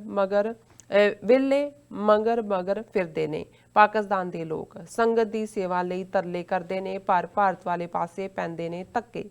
ਪ੍ਰਸ਼ਾਦ ਵਾਲੇ ਬੈਗ ਬਾਰ-ਬਾਰ ਕੁੱਤਿਆਂ ਨੂੰ ਸੁੰਘਾਏ ਜਾਂਦੇ ਨੇ। ਉਹਨਾਂ ਕਿਹਾ ਕਿ ਜਦੋਂ ਉਹ ਕਰਤਾਰਪੁਰ ਸਾਹਿਬ ਦੇ ਦਰਸ਼ਨ ਕਰਕੇ ਵਾਪਸ ਪਰਤੇ ਤਾਂ ਉਸ ਮੌਕੇ ਸ਼ਰਧਾ ਨਾਲ ਲਿਆਂਦੇ ਪ੍ਰਸ਼ਾਦ ਵਾਲੇ ਬੈਗ ਅਤੇ ਝੋਲੇ ਤਲਾਸ਼ੀ ਲੈਣ ਦੇ ਬਾਵਜੂਦ ਕੁੱਤਿਆਂ ਨੂੰ ਸੁੰਘਾਏ ਜਾਂਦੇ ਨੇ, ਜੋ ਕਿ ਬਹੁਤ ਮਾੜੀ ਗੱਲ ਹੈ ਅਤੇ ਬਾਰ-ਬਾਰ ਸ਼ਨਾਖਤ ਤੇ ਕਈ ਤਰ੍ਹਾਂ ਨਾਲ ਖੱਜਲ ਖੁਆਰੀ ਸਾਹਮਣੇ ਆਉਂਦੀ ਹੈ। ਲਾਂਘੇ ਸੰਬੰਧੀ ਮੇਲ ਮਿਲਾਪ ਸਹੀ ਕੀਤਾ ਜਾਵੇ। ਉਹਨਾਂ ਕਿਹਾ ਕਿ ਲਾਂਘੇ ਸੰਬੰਧੀ ਜੋ ਕਾਗਜ਼ੀ ਕਾਰਵਾਈ ਹੈ ਉਹ ਸਰਲ ਕੀਤੀ ਜਾਵੇ। ਉਹਨਾਂ ਕਿਹਾ ਕਿ ਪਾਕਿਸਤਾਨ ਵਾਲੇ ਪਾਸੇ ਕੋਈ ਵੀ ਮੁਸ਼ਕਲ ਨਹੀਂ ਆਉਂਦੀ, ਜਦ ਕਿ ਭਾਰਤ ਵਾਲੇ ਪਾਸੇ ਕਈ ਤਰ੍ਹਾਂ ਦੀਆਂ ਅੜਚਨਾਂ ਪੈਦਾ ਹੁੰਦੀਆਂ ਹਨ। ਸਹੂਲਤਾਂ ਦੀ ਕਮੀ। ਯਾਤਰੂਆਂ ਨੇ ਗੱਲਬਾਤ ਕਰਦਿਆਂ ਕਿਹਾ ਕਿ ਟੀ ਪੁਆਇੰਟ ਡੇਰਾ ਬਾਬਾ ਨਾਨਕ ਤੋਂ ਲਾਂਘੇ ਤੱਕ ਪੀਣ ਵਾਲੇ ਪਾਣੀ ਅਤੇ ਯਾਤਰੂਆਂ ਨੂੰ ਆਉਣ ਜਾਣ ਮੌਕੇ ਆਉਂਦੀਆਂ ਦਰਪੇਸ਼ ਮੁਸ਼ਕਲਾਂ ਦਾ ਹੱਲ ਕੀਤਾ ਜਾਵੇ। ਦਰਸ਼ਨ ਕਰਕੇ ਸ਼ਰਧਾਲੂ ਬਾਗੋ ਬਾਗ। ਸ਼ਰਧਾਲੂਆਂ ਨੇ ਕਿਹਾ ਕਿ ਗੁਰਦੁਆਰਾ ਕਰਤਾਰਪੁਰ ਸਾਹਿਬ ਦੇ ਦਰਸ਼ਨ ਕਰਨ ਵਾਲੀਆਂ ਸੰਗਤਾਂ ਦੀ ਗਿਣਤੀ ਘੱਟ ਹੋਣ ਦੇ ਮੁੱਖ ਕਾਰਨ ਹਨ ਕਿ ਯਾਤਰੂਆਂ ਨੂੰ ਦਰਪੇਸ਼ ਮੁਸ਼ਕਲਾਂ ਪੈਦਾ ਹੋ ਰਹੀਆਂ ਹਨ, ਪਰ ਆਰਥਿਕ ਪੱਖੋਂ ਕਮਜ਼ੋਰ ਲੋਕ ਪਾਸਪੋਰਟ ਦੀ ਤਜਵੀਜ਼ ਅਤੇ ਖਰਚੇ ਕਰਕੇ ਆਪਣੇ ਪਰਿਵਾਰਾਂ ਸਮੇਤ ਦਰਸ਼ਨ ਨਹੀਂ ਕਰਨ ਆ ਰਹੇ। ਉਹਨਾਂ ਕਿਹਾ ਕਿ ਜਿਹੜੀਆਂ ਸੰਗਤਾਂ ਸ਼੍ਰੀ ਕਰਤਾਰਪੁਰ ਸਾਹਿਬ ਦੇ ਦਰਸ਼ਨ ਕਰਨ ਆਉਂਦੀਆਂ ਹਨ, ਉਹਨਾਂ ਦਾ ਪਾਕਿਸਤਾਨ ਦੀਆਂ ਸੰਗਤਾਂ ਵੱਲੋਂ ਦਿੱਤੇ ਜਾ ਰਹੇ ਪਿਆਰ ਸਦਕਾ ਵਾਪਸ ਆਉਣ ਨੂੰ ਦਿਲ ਨਹੀਂ ਕਰਦਾ। ਉਹਨਾਂ ਮੰਗ ਕੀਤੀ ਕਿ ਲਾਂਘੇ ਸੰਬੰਧੀ ਸਾਰੇ ਪ੍ਰਬੰਧ ਸਰਲ ਅਤੇ ਆਮ ਲੋਕਾਂ ਲਈ ਘੱਟ ਖਰਚੇ ਤੇ ਲਾਗੂ ਕੀਤੇ ਜਾਣ ਅਤੇ ਆ ਰਹੀਆਂ ਦਰਪੇਸ਼ ਮੁਸ਼ਕਲਾਂ ਦਾ ਹੱਲ ਕੀਤਾ ਜਾਵੇ। ਦਰਸ਼ਨਾਂ ਲਈ ਜਾਣ ਵਾਲੇ ਸ਼ਰਧਾਲੂਆਂ ਦੀ ਗਿਣਤੀ 'ਚ ਹੋਰ ਵਾਧਾ ਹੋਵੇਗਾ। ਜੀ ਹੁਣ ਮੈਂ ਚਾਹਾਂਗਾ ਕਿ ਤੁਸੀਂ ਸਾਡੇ ਬਿਊਰੋ ਚੀਫ ਸੀਐਟਲ ਤੋਂ ਸਤਪਾਲ ਸਿੰਘ ਪੁਰੇਵਾਲ ਜੀ ਜਿਨ੍ਹਾਂ ਨੇ ਉੱਥੇ ਸਾਰਿਆਂ ਦੇ ਨਾਲ 1 to 1 ਵੀ ਮੁਲਾਕਾਤਾਂ ਕੀਤੀਆਂ। ਔਰ ਕਿਉਂਕਿ ਇਸ ਤੋਂ ਪਹਿਲਾਂ ਜਨਾਬ ਇਮਰਾਨ ਖਾਨ ਹੋਰਾਂ ਦੀ ਵੱਡੀ ਭੈਣ ਸਿਏਟਲ ਆਏ ਸਨ ਔਰ ਉਹਨਾਂ ਦਾ ਵੀ ਉਹਨਾਂ ਨੇ ਮਾਨ ਸਨਮਾਨ ਕੀਤਾ ਸੀ। ਸੋ ਉੱਥੇ ਸਰਕਾਰੀ ਅਦਾਰਿਆਂ ਦੇ ਵਿੱਚ ਵੀ ਇਹਨਾਂ ਦੀ ਆਪਣੀ ਸ਼ਨਾਖਤ ਸੀ ਔਰ ਇੱਕ ਮੀਡੀਆ ਪਰਸਨ ਹੋਣ ਦੇ ਨਾਤੇ ਔਰ TV 84 ਦਾ ਇੱਕ ਆਪਣਾ ਐਡਮਾਇਰਰ ਬੇਸ ਹੈ। ਇਹਨਾਂ ਨੂੰ ਕਾਫੀ ਜਿਹੜਾ ਹੈ ਉਹ ਪਿਆਰ ਵੀ ਮਿਲਿਆ। ਔਰ ਪੁਰੇਵਾਲ ਸਾਹਿਬ ਅੱਜ ਜਦੋਂ ਮੇਰੀ ਗੱਲ ਵੀ ਹੋ ਰਹੀ ਸੀ ਉਹ ਕਹਿੰਦੇ ਵੀ ਇਹ ਜ਼ਿੰਦਗੀ 'ਚ ਨਾ ਭੁੱਲਣ ਵਾਲਾ ਐਕਸਪੀਰੀਅੰਸ ਹੈ ਜਿਹਨੂੰ ਤੁਸੀਂ ਕਦੇ ਭੁੱਲ ਨਹੀਂ ਸਕਦੇ ਔਰ ਇਵੇਂ ਲੱਗਦਾ ਜਿਵੇਂ ਅਸੀਂ ਆਪਣੀ ਰੂਹ ਉੱਥੇ ਛੱਡ ਆਏ ਹੋਏ। So nice. ਸੋ ਮੈਂ ਚਾਹਾਂਗਾ ਕਿ ਤੁਸੀਂ ਜੀ ਸਤਪਾਲ ਸਿੰਘ ਪੁਰੇਵਾਲ ਜੀ ਸਾਨੂੰ ਲਿਖਦੇ ਨੇ, ਜਦੋਂ ਸਤਿਗੁਰੂ ਜੀ ਦੀ ਬਖਸ਼ਿਸ਼ ਨਾਲ ਦਰਬਾਰ ਸਾਹਿਬ ਕਰਤਾਰਪੁਰ ਸਾਹਿਬ ਜੀ ਦੇ ਦਰਸ਼ਨਾਂ ਤੋਂ ਬਾਅਦ ਜ਼ਿੰਦਗੀ ਵਿੱਚ ਪਹਿਲੀ ਵਾਰ ਸੰਪੂਰਨ ਸੰਤੁਸ਼ਟੀ ਦਾ ਅਹਿਸਾਸ ਹੋਇਆ। 6 ਨਵੰਬਰ ਨੂੰ ਸਤਿਗੁਰੂ ਨਾਨਕ ਸਾਹਿਬ ਜੀ ਦੀ ਚਰਨ ਛੋਹ ਪ੍ਰਾਪਤ ਗੁਰਦੁਆਰਾ ਦਰਬਾਰ ਸਾਹਿਬ ਕਰਤਾਰਪੁਰ ਸਾਹਿਬ ਜੋ ਕਿ ਸਿੱਖ ਇਤਿਹਾਸ ਵਿੱਚ ਵਿਸ਼ੇਸ਼ ਸਥਾਨ ਰੱਖਦਾ ਹੈ ਦੇ ਦਰਸ਼ਨ ਕਰਨ ਦਾ ਸੁਭਾਗ ਪ੍ਰਾਪਤ ਹੋਇਆ। ਭਾਰਤੀ ਮੀਡੀਆ ਵੱਲੋਂ ਲਗਾਤਾਰਤਾ ਨਾਲ ਪਾਕਿਸਤਾਨ ਅਤੇ ਉੱਥੋਂ ਦੇ ਵਸਨੀਕਾਂ ਨੂੰ ਦਹਿਸ਼ਤਗਰਦ ਕਹਿ ਕੇ ਪ੍ਰਚਾਰਨ ਦੇ ਕਾਰਨ ਤੁਰਨ ਤੋਂ ਪਹਿਲਾਂ ਵਾਰੀ ਸਥਿਤੀ ਬਿਲਕੁਲ ਉਹੀ ਸੀ ਜਦੋਂ ਵਰਿਆਂ ਪਹਿਲਾਂ ਆਪਣੇ ਜਾਨ ਤੋਂ ਪਿਆਰੇ ਗੁਰਧਾਮਾਂ ਦੇ ਦਰਸ਼ਨ ਦੀਦਾਰ ਤੇ ਜਾਣ ਵਾਲੇ ਯਾਤਰੀਆਂ ਬਾਰੇ ਸਮੇਂ-ਸਮੇਂ ਸੁਣਦੇ ਰਹੇ ਸੀ ਕਿ ਪਤਾ ਨਹੀਂ ਮੁੜਨਾ ਹੈ ਜਾਂ ਨਹੀਂ, ਪਰ ਸਤਿਗੁਰੂ ਜੀ ਦੀ ਅਪਾਰ ਬਖਸ਼ਿਸ਼ ਸਦਕਾ ਇਹ ਯਾਤਰਾ ਤਾਂ ਅਭੁੱਲ ਯਾਦ ਬਣ ਗਈ ਹੈ। ਲਾਹੌਰ ਹਵਾਈ ਅੱਡੇ ਤੇ ਉਤਰਦਿਆਂ ਹੀ ਇਮੀਗ੍ਰੇਸ਼ਨ ਵਿਭਾਗ ਵੱਲੋਂ ਪੂਰੀ ਗਰਮਜੋਸ਼ੀ ਨਾਲ ਸਵਾਗਤ ਹੋਇਆ। ਪਾਕਿਸਤਾਨ ਸਰਕਾਰ ਵੱਲੋਂ ਬਹੁਤ ਸਾਰੇ ਅਧਿਕਾਰੀ ਸਿੱਖ ਯਾਤਰੀਆਂ ਦੀ ਮਦਦ ਅਤੇ ਸਵਾਗਤ ਕਰਨ ਲਈ ਲਾਏ ਹੋਏ ਸਨ, ਜਿਨ੍ਹਾਂ ਨੇ ਸਾਡੀ ਸਾਰੀ ਜਾਣਕਾਰੀ ਰੱਖਣੀ ਸੀ ਕਿ ਕੌਣ-ਕੌਣ ਆਇਆ। ਸਾਨੂੰ ਇੱਕ ਫਾਰਮ ਦਿੱਤਾ ਗਿਆ ਜਿਸ ਵਿੱਚ ਸਾਨੂੰ ਉੱਥੇ ਦੇ ਅਧਿਕਾਰੀ ਨੇ ਬਹੁਤ ਸੀਮਤ ਜਿਹੀ ਜਾਣਕਾਰੀ ਭਰਨ ਨੂੰ ਕਿਹਾ। ਬਾਅਦ ਵਿੱਚ ਇਮੀਗ੍ਰੇਸ਼ਨ ਹੋਈ ਜਿਸ ਵਿੱਚ ਵੀ ਬਹੁਤ ਹੀ ਸਲੀਕੇ ਨਾਲ ਗੱਲਬਾਤ ਹੋਈ ਤੇ ਸਾਨੂੰ ਐਂਟਰੀ ਦੇ ਦਿੱਤੀ ਗਈ। ਇੰਨੇ ਨੂੰ ਵੀ ਸਮਾਨ ਵੀ ਆ ਚੁੱਕਾ ਸੀ। ਸਮਾਨ ਲਿਆ ਅਤੇ ਬਾਹਰ ਨਿਕਲ ਆਇਆ। ਹੋਟਲ ਵਾਲਿਆਂ ਨੇ ਟੈਕਸੀ ਪਹਿਲਾਂ ਹੀ ਭੇਜੀ ਹੋਈ ਸੀ ਜਿਸ ਦੇ ਡਰਾਈਵਰ ਮੇਰੇ ਨਾਮ ਦੀ ਤਖਤੀ ਫੜੀ ਖੜਾ ਸੀ। ਹੋਟਲ ਵਾਲਿਆਂ ਨੂੰ ਦੱਸੀ ਹੋਈ ਕੰਪਨੀ ਦਾ ਨਾਮ ਵੇਖ ਕੇ ਬੇਝਿਜਕ ਉਸ ਵਿੱਚ ਬੈਠ ਗਿਆ। ਕੋਈ 25 ਮਿੰਟ ਦਾ ਸਫ਼ਰ ਤੈਅ ਕਰਕੇ ਹੋਟਲ ਪਹੁੰਚ ਗਿਆ। ਰਸਤੇ ਵਿੱਚ ਕਾਫੀ ਸਾਰੀ ਪੁਲਿਸ ਫੋਰਸ ਨਾਕੇ ਲਾਈ ਖੜੀ ਸੀ, ਪਰ ਸਾਨੂੰ ਲੰਘਣ ਸਮੇਂ ਕਿਸੇ ਨੇ ਪੁੱਛਗਿੱਛ ਨਹੀਂ ਕੀਤੀ। ਥਕਾਵਟ ਹੋਣ ਕਰਕੇ ਪਹਿਲੇ ਦਿਨ ਆਰਾਮ ਕੀਤਾ ਅਤੇ 7 ਨਵੰਬਰ ਨੂੰ ਸਵੇਰੇ ਸਵਖਤੇ ਹੀ ਕਰਤਾਰਪੁਰ ਸਾਹਿਬ ਨੂੰ ਚਾਲੇ ਪਾ ਦਿੱਤੇ। ਮਨ ਵਿੱਚ ਅਤਿਅੰਤ ਖੁਸ਼ੀ ਸੀ। ਪਹਿਲੀ ਵਾਰ ਲਾਹੌਰ ਦੀਆਂ ਸ਼ਹਿਰ ਵਿੱਚ ਦੀ ਲੰਘਣ ਦਾ ਮੌਕਾ ਮਿਲਿਆ। ਰਹਿਣ ਸਹਿਣ ਦਾ ਢੰਗ ਬਿਲਕੁਲ ਚੜ੍ਹਦੇ ਪੰਜਾਬ ਵਾਲਾ ਹੀ ਹੈ। ਸ਼ਹਿਰ ਦੇ ਕੁਝ ਇੱਕ ਹਿੱਸੇ ਨੂੰ ਛੱਡ ਕੇ ਬਹੁਤੀਆਂ ਥਾਵਾਂ ਤੇ ਉਹ ਜਿਹੀਆਂ ਹੀ ਸੜਕਾਂ, ਗੱਡੀਆਂ ਚਲਾਉਣ ਦੇ ਢੰਗ, ਰਸਤੇ ਲੱਗੀਆਂ ਸਬਜ਼ੀ ਮੰਡੀਆਂ, ਬਹੁਤੀ ਥਾਈਂ ਸਫਾਈ ਪੱਖੋਂ ਵੀ ਚੜ੍ਹਦੇ ਪੰਜਾਬ ਵਾਲਾ ਹੀ ਹਾਲ ਸੀ। ਪਰ ਸ਼ਹਿਰ ਦਾ ਕੁਝ ਹਿੱਸਾ ਬਹੁਤ ਹੀ ਖੂਬਸੂਰਤ ਹੈ। ਇੱਥੇ ਇੱਕ ਗੱਲ ਇਹ ਵੀ ਜ਼ਿਕਰਯੋਗ ਹੈ ਕਿ ਲਾਹੌਰ ਵਿੱਚ ਦਰਖਤ ਬਹੁਤ ਜ਼ਿਆਦਾ ਹਨ, ਪਰ ਗਊ ਮਾਤਾ ਅਤੇ ਉਹਦੇ ਘਰ ਵਾਲੇ ਕਿਤੇ ਨਜ਼ਰ ਨਹੀਂ ਆਉਂਦੇ। ਸੜਕਾਂ ਤੇ ਗਊ ਮਾਤਾ ਨਹੀਂ ਤੁਰੀ ਫਿਰਦੀ ਜੀ। ਰਸਤੇ ਵਿੱਚ ਜਿੱਥੇ ਵੀ ਕਿਤੇ ਰੁਕਣ ਦੀ ਲੋੜ ਪਈ, ਲੋਕ ਬੇਹੱਦ ਪਿਆਰ ਨਾਲ ਮਿਲਦੇ। ਕਰਤਾਰਪੁਰ ਸਾਹਿਬ ਪਹੁੰਚਦੇ ਹੀ ਸਵਾਗਤੀ ਗੇਟ ਲੱਗੇ ਹੋਏ ਸਨ। ਸਰਕਾਰੀ ਫੋਰਸਾਂ ਸਾਡੀ ਹਿਫਾਜ਼ਤ ਲਈ ਵੱਡੀ ਗਿਣਤੀ ਵਿੱਚ ਤਾਇਨਾਤ ਕੀਤੀਆਂ ਹੋਈਆਂ ਸਨ। ਮੇਰਾ ਪਾਸਪੋਰਟ ਅਮਰੀਕੀ ਹੋਣ ਕਰਕੇ ਉਹਨੇ ਮਾਮੂਲੀ ਛਾਣਬੀਨ ਕੀਤੀ ਅਤੇ ਗੁਰਦੁਆਰਾ ਸਾਹਿਬ ਤੱਕ ਪਹੁੰਚਣ ਤੱਕ ਹਰ ਤਰ੍ਹਾਂ ਦਾ ਸਹਿਯੋਗ ਦਿੱਤਾ। ਗੁਰਦੁਆਰਾ ਸਾਹਿਬ ਪਹੁੰਚਣ ਦੇ ਤੇ ਬਾਹਰ ਬਣੇ ਇੱਕ ਦਫ਼ਤਰ ਵਿੱਚ ਹਰ ਆਏ ਯਾਤਰੀ ਦੀ ਐਂਟਰੀ ਕੀਤੀ ਜਾਂਦੀ ਹੈ ਅਤੇ ਉਸ ਨੂੰ ਇੱਕ ਬੈਜ ਦੇ ਦਿੱਤਾ ਗਿਆ ਜਿਸ ਨੂੰ ਗਲ 'ਚ ਪਾ ਕੇ ਰੱਖਣ ਲਈ ਕਿਹਾ ਜਾਂਦਾ ਹੈ। ਇੱਥੇ ਵੀ ਅਧਿਕਾਰੀਆਂ ਦਾ ਰਵੱਈਆ ਕਾਬਲੇ ਤਾਰੀਫ ਸੀ। ਉਹਨਾਂ ਦੇ ਚਿਹਰਿਆਂ ਤੇ ਝਲਕਦੀ ਖੁਸ਼ੀ ਸਭ ਕੁਝ ਬਿਆਨ ਕਰ ਰਹੀ ਸੀ। ਅੱਗੇ ਚੱਲ ਕੇ ਗੁਰਦੁਆਰਾ ਸਾਹਿਬ ਵਿੱਚ ਦਾਖਲ ਹੁੰਦਿਆਂ ਹੀ ਕੁਝ ਸਿੱਖ ਬੀਬੀਆਂ, ਇੱਕ ਸਿੱਖ ਨੌਜਵਾਨ ਅਤੇ ਹੋਰ ਬਹੁਤ ਸਾਰੇ ਅਧਿਕਾਰੀ ਸਾਨੂੰ ਮੁੱਢਲੀ ਸਹਾਇਤਾ ਅਤੇ ਜਾਣਕਾਰੀ ਦੇ ਲਈ ਖੜੇ ਹੋਏ ਸਨ, ਜੋ ਕਿ ਜ਼ਿਆਦਾਤਰ ਮੋਨੇ ਸਨ। ਗੁਰਦੁਆਰਾ ਸਾਹਿਬ ਦੇ ਦਰਸ਼ਨ ਦੀਦਾਰ ਕਰਦਿਆਂ ਹੀ ਇੱਥੋਂ 2 ਪਾਕਿਸਤਾਨੀ ਚੈਨਲਾਂ ਨਾਲ ਗੱਲਬਾਤ ਹੋਈ ਅਤੇ ਤੀਜੇ ਚੈਨਲ ਦਾ ਸਿੱਧਾ ਪ੍ਰਸਾਰਣ ਚੱਲ ਰਿਹਾ ਸੀ ਤੇ ਉਹ ਵੀ 2 ਸ਼ਬਦ ਸਾਂਝੇ ਕਰਨ ਦਾ ਮੌਕਾ ਮਿਲਿਆ, ਜਿਸ ਵਿੱਚ ਮੈਂ ਆਪਣੀ ਕੌਮ ਵੱਲੋਂ ਪਾਕਿਸਤਾਨ ਸਰਕਾਰ ਦਾ ਧੰਨਵਾਦ ਕੀਤਾ ਅਤੇ ਦੱਸਿਆ ਕਿ ਪੂਰੀ ਕੌਮ ਦੀ ਅਜੇ ਇੱਥੇ ਤੱਕ ਪਹੁੰਚ ਨਹੀਂ, ਪਰ ਦੁਨੀਆ ਭਰ ਵਿੱਚ ਉਹ ਜਿੱਥੇ ਵੀ ਹਨ ਤੁਹਾਨੂੰ ਅਸੀਸਾਂ ਦੇ ਰਹੇ ਹਨ। ਉਸ ਤੋਂ ਬਾਅਦ ਆਪਣੇ ਗੁਰਧਾਮਾਂ ਤੋਂ ਇਲਾਵਾ ਸ਼ਾਹੀ ਕਿਲਾ, ਲਾਹੌਰ ਅਜਾਇਬ ਘਰ ਅਤੇ ਪੁਰਾਣੇ ਲਾਹੌਰ ਦਾ ਲਾਹੌਰ ਦੀਆਂ 3 ਹੋਰ ਮਾਰਕੀਟਾਂ ਵਿੱਚ ਜਾਣ ਦਾ ਮੌਕਾ ਮਿਲਿਆ।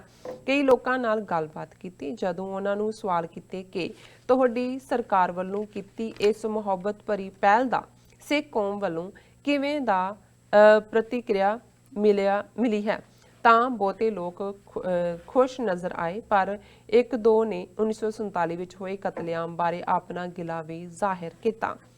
ਪੰਜਾ ਸਾਹਿਬ ਤੋਂ ਲਾਹੌਰ ਨੂੰ ਜਾਂਦਿਆਂ ਵੀ ਵੱਖਰੇ ਤਜਰਬੇ ਹੋਏ। ਜਦੋਂ ਫਰੀਵੇ ਤੋਂ ਬਾਹਰ ਨਿਕਲੇ ਤਾਂ ਕੁਝ ਵੀਰ ਮਿਲਣ ਪਹੁੰਚੇ ਅਤੇ ਬੱਚਿਆਂ ਨੇ ਵੀ ਨਾਲ ਫੋਟੋ ਖਿਚਾਉਣੀ ਚਾਹੀ। ਬੱਚਿਆਂ ਦੇ ਚਿਹਰੇ ਤੇ ਝਲਕਦੀ ਖੁਸ਼ੀ ਹਕੀਕਤ ਬਿਆਨ ਕਰ ਰਹੀ ਸੀ। ਇਸੇ ਤਰ੍ਹਾਂ ਲਾਹੌਰ ਦੇ ਸ਼ਾਹੀ ਕਿਲੇ ਵਿੱਚ ਵੀ ਸੈਲਫੀਆਂ ਲੈਣ ਵਾਲਿਆਂ ਦੀ ਇੱਕ ਤਰ੍ਹਾਂ ਦੀ ਹੀ ਹੋੜ ਹੀ ਲੱਗੀ ਰਹੀ, ਜਿਨ੍ਹਾਂ ਵਿੱਚੋਂ ਮੈਂ ਕੁਝ ਇੱਕ ਨੂੰ ਆਪ ਵੀ ਕੈਮਰੇ ਵਿੱਚ ਕੈਦ ਕਰਨ ਦੀ ਕੋਸ਼ਿਸ਼ ਕੀਤੀ। ਇਸ ਦਾ ਇੱਕ ਕਾਰਨ ਇਹ ਵੀ ਸੀ ਕਿ ਕਰਤਾਰਪੁਰ ਸਾਹਿਬ 7 ਨਵੰਬਰ ਨੂੰ 2 ਹੋਰ ਵੱਖ-ਵੱਖ ਟੀਵੀ ਚੈਨਲਾਂ ਵਾਲਿਆਂ ਨਾਲ ਮੇਰੀ ਖੁੱਲ੍ਹ ਕੇ ਗੱਲਬਾਤ ਹੋਈ ਸੀ, ਜਿਸ ਦਾ ਲੋਕ ਜ਼ਿਕਰ ਕਰਦੇ ਸਨ ਅਤੇ ਇੱਕ ਚੈਨਲ ਨੇ ਸਿੱਧੀ ਵੀ ਗੱਲ ਕੀਤੀ ਸੀ। ਪਿਛਲੇ ਦਿਨੀ ਪਾਕਿਸਤਾਨ ਦੇ ਵਜ਼ੀਰ ਆਜ਼ਮ ਸਰ ਇਮਰਾਨ ਖਾਨ ਸਾਹਿਬ ਦੇ ਵੱਡੇ ਭੈਣ ਜੀ ਨੂੰ ਸਿਆਟਲ ਵਿੱਚ ਮਿਲਣਾ ਅਤੇ ਸਨਮਾਨਿਤ ਕਰਨ ਕਰਕੇ ਉੱਥੇ ਦੇ ਕੁਝ ਸੀਨੀਅਰ ਅਧਿਕਾਰੀਆਂ ਵੱਲੋਂ ਵੀ ਬਹੁਤ ਮਾਣ ਸਤਿਕਾਰ ਮਿਲਿਆ, ਜਿਸ ਵਿੱਚ ਮੈਂ ਖਾਸ ਕਰਕੇ ਗੁਜਰਾਂਵਾਲਾ ਦੇ DIG ਸਰ ਤਾਰੀਕ ਅਬਾਸ ਕੁਰੈਸ਼ੀ ਜੀ ਅਤੇ ਉਹਨਾਂ ਦੇ ਸਹਾਇਕ ਸਰ ਜ਼ੁਲਫਿਕਾਰ ਅਹਿਮਦ DPO ਨਾਰੋਵਾਲ ਜ਼ਿਕਰ ਕਰਨਾ ਚਾਹਾਂਗਾ। ਉਹਨਾਂ ਵੱਲੋਂ ਰਾਤ ਦੇ ਖਾਣੇ ਦੀ ਦਾਵਤ ਸਮੇਂ ਤੇ ਕਹਿਰਾਂ ਦਾ ਪਿਆਰ ਮਿਲਿਆ। DIG ਸਾਹਿਬ ਵੱਲੋਂ ਕਹੀ ਇੱਕ ਗੱਲ ਤਾਂ ਨੇ ਮੈਨੂੰ ਮੋਹ ਹੀ ਲਿਆ। ਕਹਿੰਦੇ ਕਿ ਭਾਵੇਂ ਪੱਠੇ ਵੜਦੇ ਹੀ ਮੱਥਾ ਟੇਕਣ ਆ ਜਾਇਆ ਕਰੋ, ਸਿਰਫ ਇੱਕ ID ਹੀ ਵੇਖੀ ਜਾਵੇਗੀ, ਹੋਰ ਕਿਸੇ ਵੀ ਕਿਸਮ ਦੀ ਦਿੱਕਤ ਨਹੀਂ ਆਉਣ ਦਿੱਤੀ ਜਾਵੇਗੀ। ਅਸਲ ਵਿੱਚ ਜਿਸ ਗਰਮਜੋਸ਼ੀ ਨਾਲ ਸਵਾਗਤ ਪਾਕਿਸਤਾਨੀ ਆਵਾਮ ਕਰਦੀ ਹੈ, ਉਸ ਨੂੰ ਸ਼ਬਦਾਂ ਵਿੱਚ ਬਿਆਨਣਾ ਹੀ ਮੁਸ਼ਕਲ ਹੈ। ਪਾਕਿਸਤਾਨੀਆਂ ਲਈ ਸਿੱਖ ਸਰਦਾਰ ਦੁਨੀਆ ਦੇ ਸਭ ਤੋਂ ਸੋਹਣੇ ਦਿਲਦਾਰ ਇਨਸਾਨ ਹਨ। ਪਾਕਿਸਤਾਨ ਦਾ ਵਿਦਿਆਰਥੀ ਵਰਗ ਅਤੇ ਆਮ ਸ਼ਹਿਰੀ ਹਰ ਥਾਂ ਜਿੱਥੇ ਵੀ ਮੌਕਾ ਮਿਲਦਾ ਹੈ, ਸਿੱਖ ਮਹਿਮਾਨਾਂ ਨਾਲ ਸੈਲਫੀਆਂ ਲੈਣ ਲਈ ਬਹੁਤ ਉਤਾਵਲੇ ਰਹਿੰਦੇ ਹਨ। ਮੁੱਖ ਦੀ ਗੱਲ ਇਹ ਹੈ ਕਿ ਜਿੱਥੇ ਵੀ ਗੁਰਦੁਆਰਿਆਂ ਤੋਂ ਬਾਹਰ ਆਮ ਲੋਕਾਂ ਵਿੱਚ ਜਾਣ ਦਾ ਮੌਕਾ ਮਿਲਿਆ ਹੈ, ਪਾਕਿਸਤਾਨੀ ਆਵਾਮ ਵੱਲੋਂ ਕਹਿਰਾਂ ਦਾ ਪਿਆਰ ਮਿਲਿਆ ਹੈ।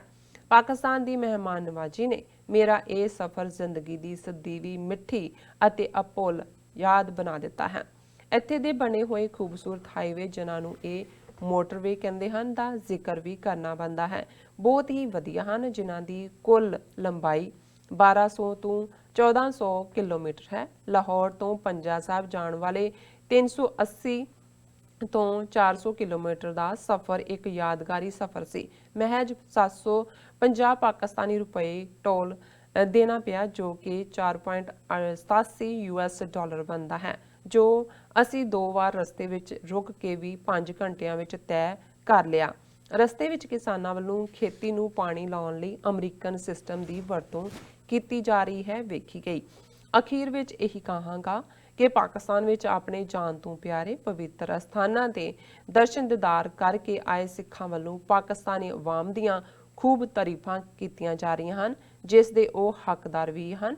ਯਕੀਨਨ ਸਿੱਖਾਂ ਦੀ ਪਾਕਿਸਤਾਨ ਨਾਲ ਇਹ ਸਾਂਝ ਭਾਰਤੀ ਸਤ੍ਹਾ ਤੇ ਕਾਬਜ ਨਫ਼ਰਤ ਭਰੇ ਮਕਾਰ ਲੋਕਾਂ ਨੂੰ ਪਰੇਸ਼ਾਨ ਕਰੇਗੀ, ਬਲਕਿ ਇਹ ਕਹਿਣਾ ਹੋਰ ਵੀ ਜਾਇਜ਼ ਹੈ ਕਿ ਕਰ ਰਹੀ ਹੈ, ਜਿਸ ਦੇ ਬਹੁਤ ਸਾਰੇ ਸਬੂਤ ਮੀਡੀਆ ਨੂੰ ਲੱਗੀ ਅੱਗ ਦੇ ਰੂਪ ਵਿੱਚ ਸਾਹਮਣੇ ਆ ਰਹੇ ਹਨ। ਇਹਨਾਂ ਲੋਕਾਂ ਨੂੰ ਇਹੀ ਕਿਹਾ ਜਾ ਸਕਦਾ ਹੈ ਕਿ ਅਸੀਂ ਜਰਮਨ ਦੀ ਦੀਵਾਰ ਟੁੱਟਣ ਦੇ ਚਸ਼ਮਦੀਦ ਗਵਾਹ ਹਾਂ। ਅਸੀਂ ਰੂਸ ਵਰਗੇ ਮੁਲਕ ਦੇ ਟੁਕੜੇ ਹੁੰਦੇ ਅੱਖੀ ਵੇਖੇ ਹਨ ਅਤੇ ਹੋਰ ਬਹੁਤ ਕੁਝ। ਇਸ ਲਈ ਸਮੇਂ ਤੋਂ ਕੁਝ ਸਿੱਖੋ। ਜੀ ਰਾਜ ਸਾਹਿਬ, ਮੈਂ ਸਤਪਾਲ ਸਿੰਘ ਪੁਰੇਵਾਲ ਜੀ ਦਾ ਸ਼ੁਕਰੀਆ ਵੀ ਅਦਾ ਕਰਦਾ ਕਿ ਉਹਨਾਂ ਨੇ ਆਪਣੇ ਇਸ ਟ੍ਰਿਪ ਨੂੰ ਪਲਾਨ ਕੀਤਾ ਆਪਣੇ ਖਰਚੇ ਤੇ, ਔਰ ਜਿਵੇਂ ਮੁਹੱਬਤ ਨਾਲ ਉਹਨਾਂ ਨੇ ਉੱਥੋਂ ਦੇ ਸਾਰੇ ਮਾਸ਼ਰੇ ਨੂੰ ਹਰ ਐਂਗਲ ਤੋਂ ਦੇਖਿਆ ਔਰ ਇਮਾਨਦਾਰੀ ਨਾਲ ਉਹਨਾਂ ਨੇ ਉਸ ਨੂੰ ਰਿਫਲੈਕਟ ਵੀ ਕੀਤਾ ਆਪਣੀਆਂ ਰਾਈਟਿੰਗ 'ਚ। ਔਰ ਜ਼ਾਹਰ ਹੈ ਕਿ ਜਿਹੜਾ ਉਹਨਾਂ ਦਾ ਕਨਕਲੂਜਨ ਵੀ ਹੈ, ਉਹਨਾਂ ਨੇ 2 ਗੱਲਾਂ ਕਹੀਆਂ ਕਿ ਯਾਦ ਰੱਖੋ ਕਿ ਅਸੀਂ ਚਸ਼ਮਦੀਦ ਗਵਾਹ ਹੈ ਜਰਮਨ ਵਾਲ, ਜਿਹਨੂੰ ਆਇਰਨ ਕਰਟਨ ਰੀਗਨ ਨੇ ਕਿਹਾ ਸੀ।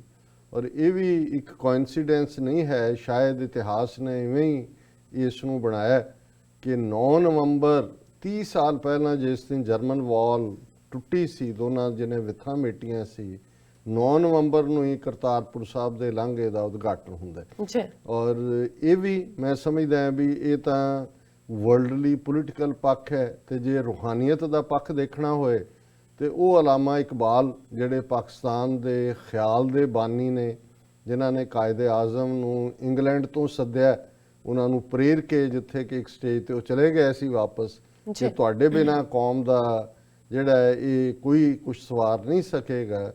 ਔਰ ਉਹ ਅਲਾਮਾ ਇਕਬਾਲ ਜਿਹਨੇ ਇਹਨਾਂ ਦੋਨਾਂ ਕੌਮਾਂ ਦੀ ਸਾਂਝ ਦੀ ਗੱਲ ਕਰਦੇ ਆ, ਜਦੋਂ ਨਾਨਕ ਨਜ਼ਮ ਲਿਖੀ ਔਰ ਉਹਨਾਂ ਨੇ ਕਨਕਲੂਜਨ 'ਚ ਇਹ ਕਿਹਾ ਕਿ ਇਹ ਫਿਰ ਉਠੀ ਆਖਰ ਸਦਾ तौहीद की पंजाब से हिंद को एक मर्द कामिल ने जगाया ख्वाब से। ਹੁਣ ਇਹ ਮਰਦ ਕਾਮਿਲ ਪਰਫੈਕਟ ਮੈਨ ਕਿ ਜਿਸ ਦੇ ਵਿੱਚ ਕੋਈ ਦੋਸ਼ ਨਹੀਂ ਹੈ, ਜਿਹਦੇ ਵਿੱਚ ਕੋਈ ਕਮਜ਼ੋਰੀ ਨਹੀਂ ਹੈ, ਕੋਈ ਕਮੀ ਨਹੀਂ ਹੈ। ਔਰ ਜ਼ਾਹਰ ਹੈ ਕਿ ਇਸਲਾਮ ਦੇ ਵਿੱਚ ਇਹ ਲਫ਼ਜ਼ ਕਿਸ ਮੁਕੱਦਸ ਮੁਕਾਮ ਨੂੰ ਦਾ ਜਿਹੜਾ ਹਾਮਲ ਹੈ। ਸੋ ਜ਼ਾਹਰ ਹੈ ਕਿ ਇਹ ਜਿਹੜੀ ਤੌਹੀਦ ਦੀ ਸਾਂਝ ਤੇ ਮਰਦ ਕਾਮਿਲ ਦੇ ਨਾਲ ਗੁਰੂ ਨਾਨਕ ਪ੍ਰਤੀ ਦਿਖਾਇਆ ਗਿਆ ਉਹਨਾਂ ਦੀ ਜਿਹੜੀ ਮੁਹੱਬਤ ਹੈ, ਇਹ ਵੀ ਇੱਕ ਮਿਸਟਿਕ ਦੁਨੀਆ ਦੀ ਹਕੀਕਤ ਸੀ ਕਿ 9 ਨਵੰਬਰ ਦਾ ਦਿਨ ਜਿਸ ਦਿਨ ਕਰਤਾਰਪੁਰ ਲਾਂਘਾ ਦਾ ਉਦਘਾਟਨ ਹੋਇਆ, ਉਹ ਸਰ ਮੁਹੰਮਦ ਇਕਬਾਲ ਉਹਨਾਂ ਦਾ ਜਨਮ ਦਿਨ ਵੀ ਸੀ। ਸੋ ਇਹ ਹੈ। ਔਰ ਦੂਸਰੀ ਗੱਲ ਜਿਹੜੀ ਉਹਨਾਂ ਨੇ ਰੂਸ ਦੇ ਸੋਵੀਅਤ ਯੂਨੀਅਨ ਦੇ ਟੁਕੜੇ ਹੁੰਦੇ ਦੇਖੇ ਨੇ, ਸੋ ਇਹ ਇੰਡੀਆ ਨੂੰ ਵਾਰਨਿੰਗ ਵੀ ਹੈ ਕਿ ਤੁਸੀਂ ਜਿਹੜੀਆਂ ਨਫ਼ਰਤ ਦੇ ਵਿੱਚ ਜੀ ਰਹੇ ਹੋ, ਨਫ਼ਰਤ ਦੇ ਬੂਟਾ ਤੁਸੀਂ ਬੀਜਿਆ, ਉਸ ਨੂੰ ਹੀ ਤੁਸੀਂ ਪਾਣੀ ਦੇ ਰਹੇ ਹੋ, ਇਸ ਨਾਲ ਨਫ਼ਰਤ ਦਾ ਫਲ ਹੀ ਲੱਗੇਗਾ। ਪਰ ਇਸ ਗੱਲ ਦਾ ਵੀ ਧਿਆਨ ਰਹੇ ਕਿ ਤੁਸੀਂ ਸੋਵੀਅਤ ਯੂਨੀਅਨ ਤੋਂ ਪਾਵਰਫੁਲ ਨਹੀਂ, ਤੇ ਜੇ ਸੋਵੀਅਤ ਯੂਨੀਅਨ ਦੇ 15 ਟੁਕੜੇ ਹੋਏ ਤੇ ਫਿਰ ਯਾਦ ਰੱਖੋ ਵੀ ਤੁਹਾਡੇ ਵੀ ਜਿਹੜੇ ਆ ਉਹ ਕਈ ਟੁਕੜੇ ਹੋਣੇ ਨੇ, ਤੇ ਕੋਈ ਕਿਤੇ ਜਾ ਕੇ ਡਿੱਗਣਾ ਹੈ ਤੇ ਕੋਈ ਕਿਤੇ ਜਾ ਕੇ ਡਿੱਗਣਾ ਹੈ। ਸੋ ਇਸ ਦੇ ਨਾਲ ਹੀ ਅਸੀਂ ਇਸ ਸੈਗਮੈਂਟ ਨੂੰ ਕਨਕਲੂਡ ਕਰਦੇ ਹਾਂ ਔਰ ਅਸੀਂ ਸਮਝਦੇ ਹਾਂ ਵੀ ਇਹ ਜਿਹੜੀਆਂ ਸਾਂਝਾਂ ਦੀ ਗੱਲ ਔਰ ਇਸ ਸਾਰੇ ਕਰਤਾਰਪੁਰ ਦੇ ਲਾਂਘੇ ਨੇ ਜਿਹੜਾ ਸਾਰਾ ਨੈਰੇਟਿਵ ਬਦਲ ਦਿੱਤਾ ਹੈ ਸਬੰਧਾਂ ਦਾ ਵੀ, ਸਾਂਝਾਂ ਦਾ ਵੀ, ਔਰ ਸਿੱਖਾਂ ਨੂੰ ਇੱਕ ਤੀਸਰੀ ਧਿਰ ਵਜੋਂ ਉਸ ਮਾਸ਼ਰੇ ਦੇ ਵਿੱਚ ਹੀ ਨਹੀਂ ਗਲੋਬਲੀ ਐਸਟੈਬਲਿਸ਼ ਕੀਤਾ ਹੈ। ਉਸ ਦੇ ਲਈ ਅਸੀਂ ਹਮੇਸ਼ਾ ਹੀ ਪਾਕਿਸਤਾਨ ਦੀ ਹਕੂਮਤ, ਪਾਕਿਸਤਾਨ ਦੇ ਅਵਾਮ ਔਰ ਜ਼ਾਹਰ ਹੈ ਕਿ ਸਭ ਇਹ ਵਾਹਿਗੁਰੂ ਦਾ, ਅੱਲਾਹ ਤਾਲਾ ਦਾ ਕਰਮ ਹੁੰਦਾ ਹੈ ਜਦੋਂ ਕੌਮਾਂ ਦੀ ਕਿਸਮਤ ਬਦਲਦੀ ਹੈ, ਉਹਦੇ ਹੁਕਮ 'ਚ ਹੁੰਦਾ ਹੈ।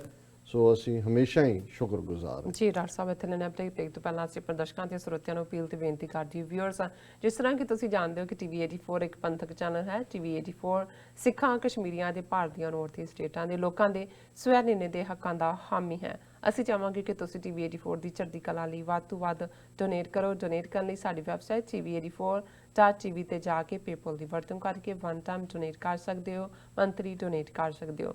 ਤੁਸੀਂ ਟੀਵੀ 84 ਦੇ ਨਾਮ ਤੇ ਚੈੱਕ ਬਣਾ ਕੇ ਸਾਨੂੰ ਮੇਲ ਵੀ ਕਰ ਸਕਦੇ ਹੋ ਸਾਡੇ ਇਸ ਪਤੇ ਤੇ 36-01 37th ਐਵਨਿਊ, ਲੌਂਗ ਆਈਲੈਂਡ ਸਿਟੀ, ਨਿਊਯਾਰਕ 11101 USA, ਜਾਂ ਫਿਰ ਤੁਸੀਂ ਸਾਨੂੰ ਫੋਨ ਰਾਹੀਂ ਵੀ ਸੰਪਰਕ ਕਰ ਸਕਦੇ ਹੋ ਸਾਡੇ ਫੋਨ ਨੰਬਰ ਤੇ 5164060694। Thank you so much viewers. ਵਿਚਾਰਾਂ ਦਾ ਸਿਲਸਿਲਾ ਇਸ ਤਰ੍ਹਾਂ ਹੀ ਚੱਲਦਾ ਰਹੇਗਾ। ਮਿਲਦੇ ਹਾਂ ਛੋਟੇ ਜਿਹੇ ਬ੍ਰੇਕ ਤੋਂ ਬਾਅਦ।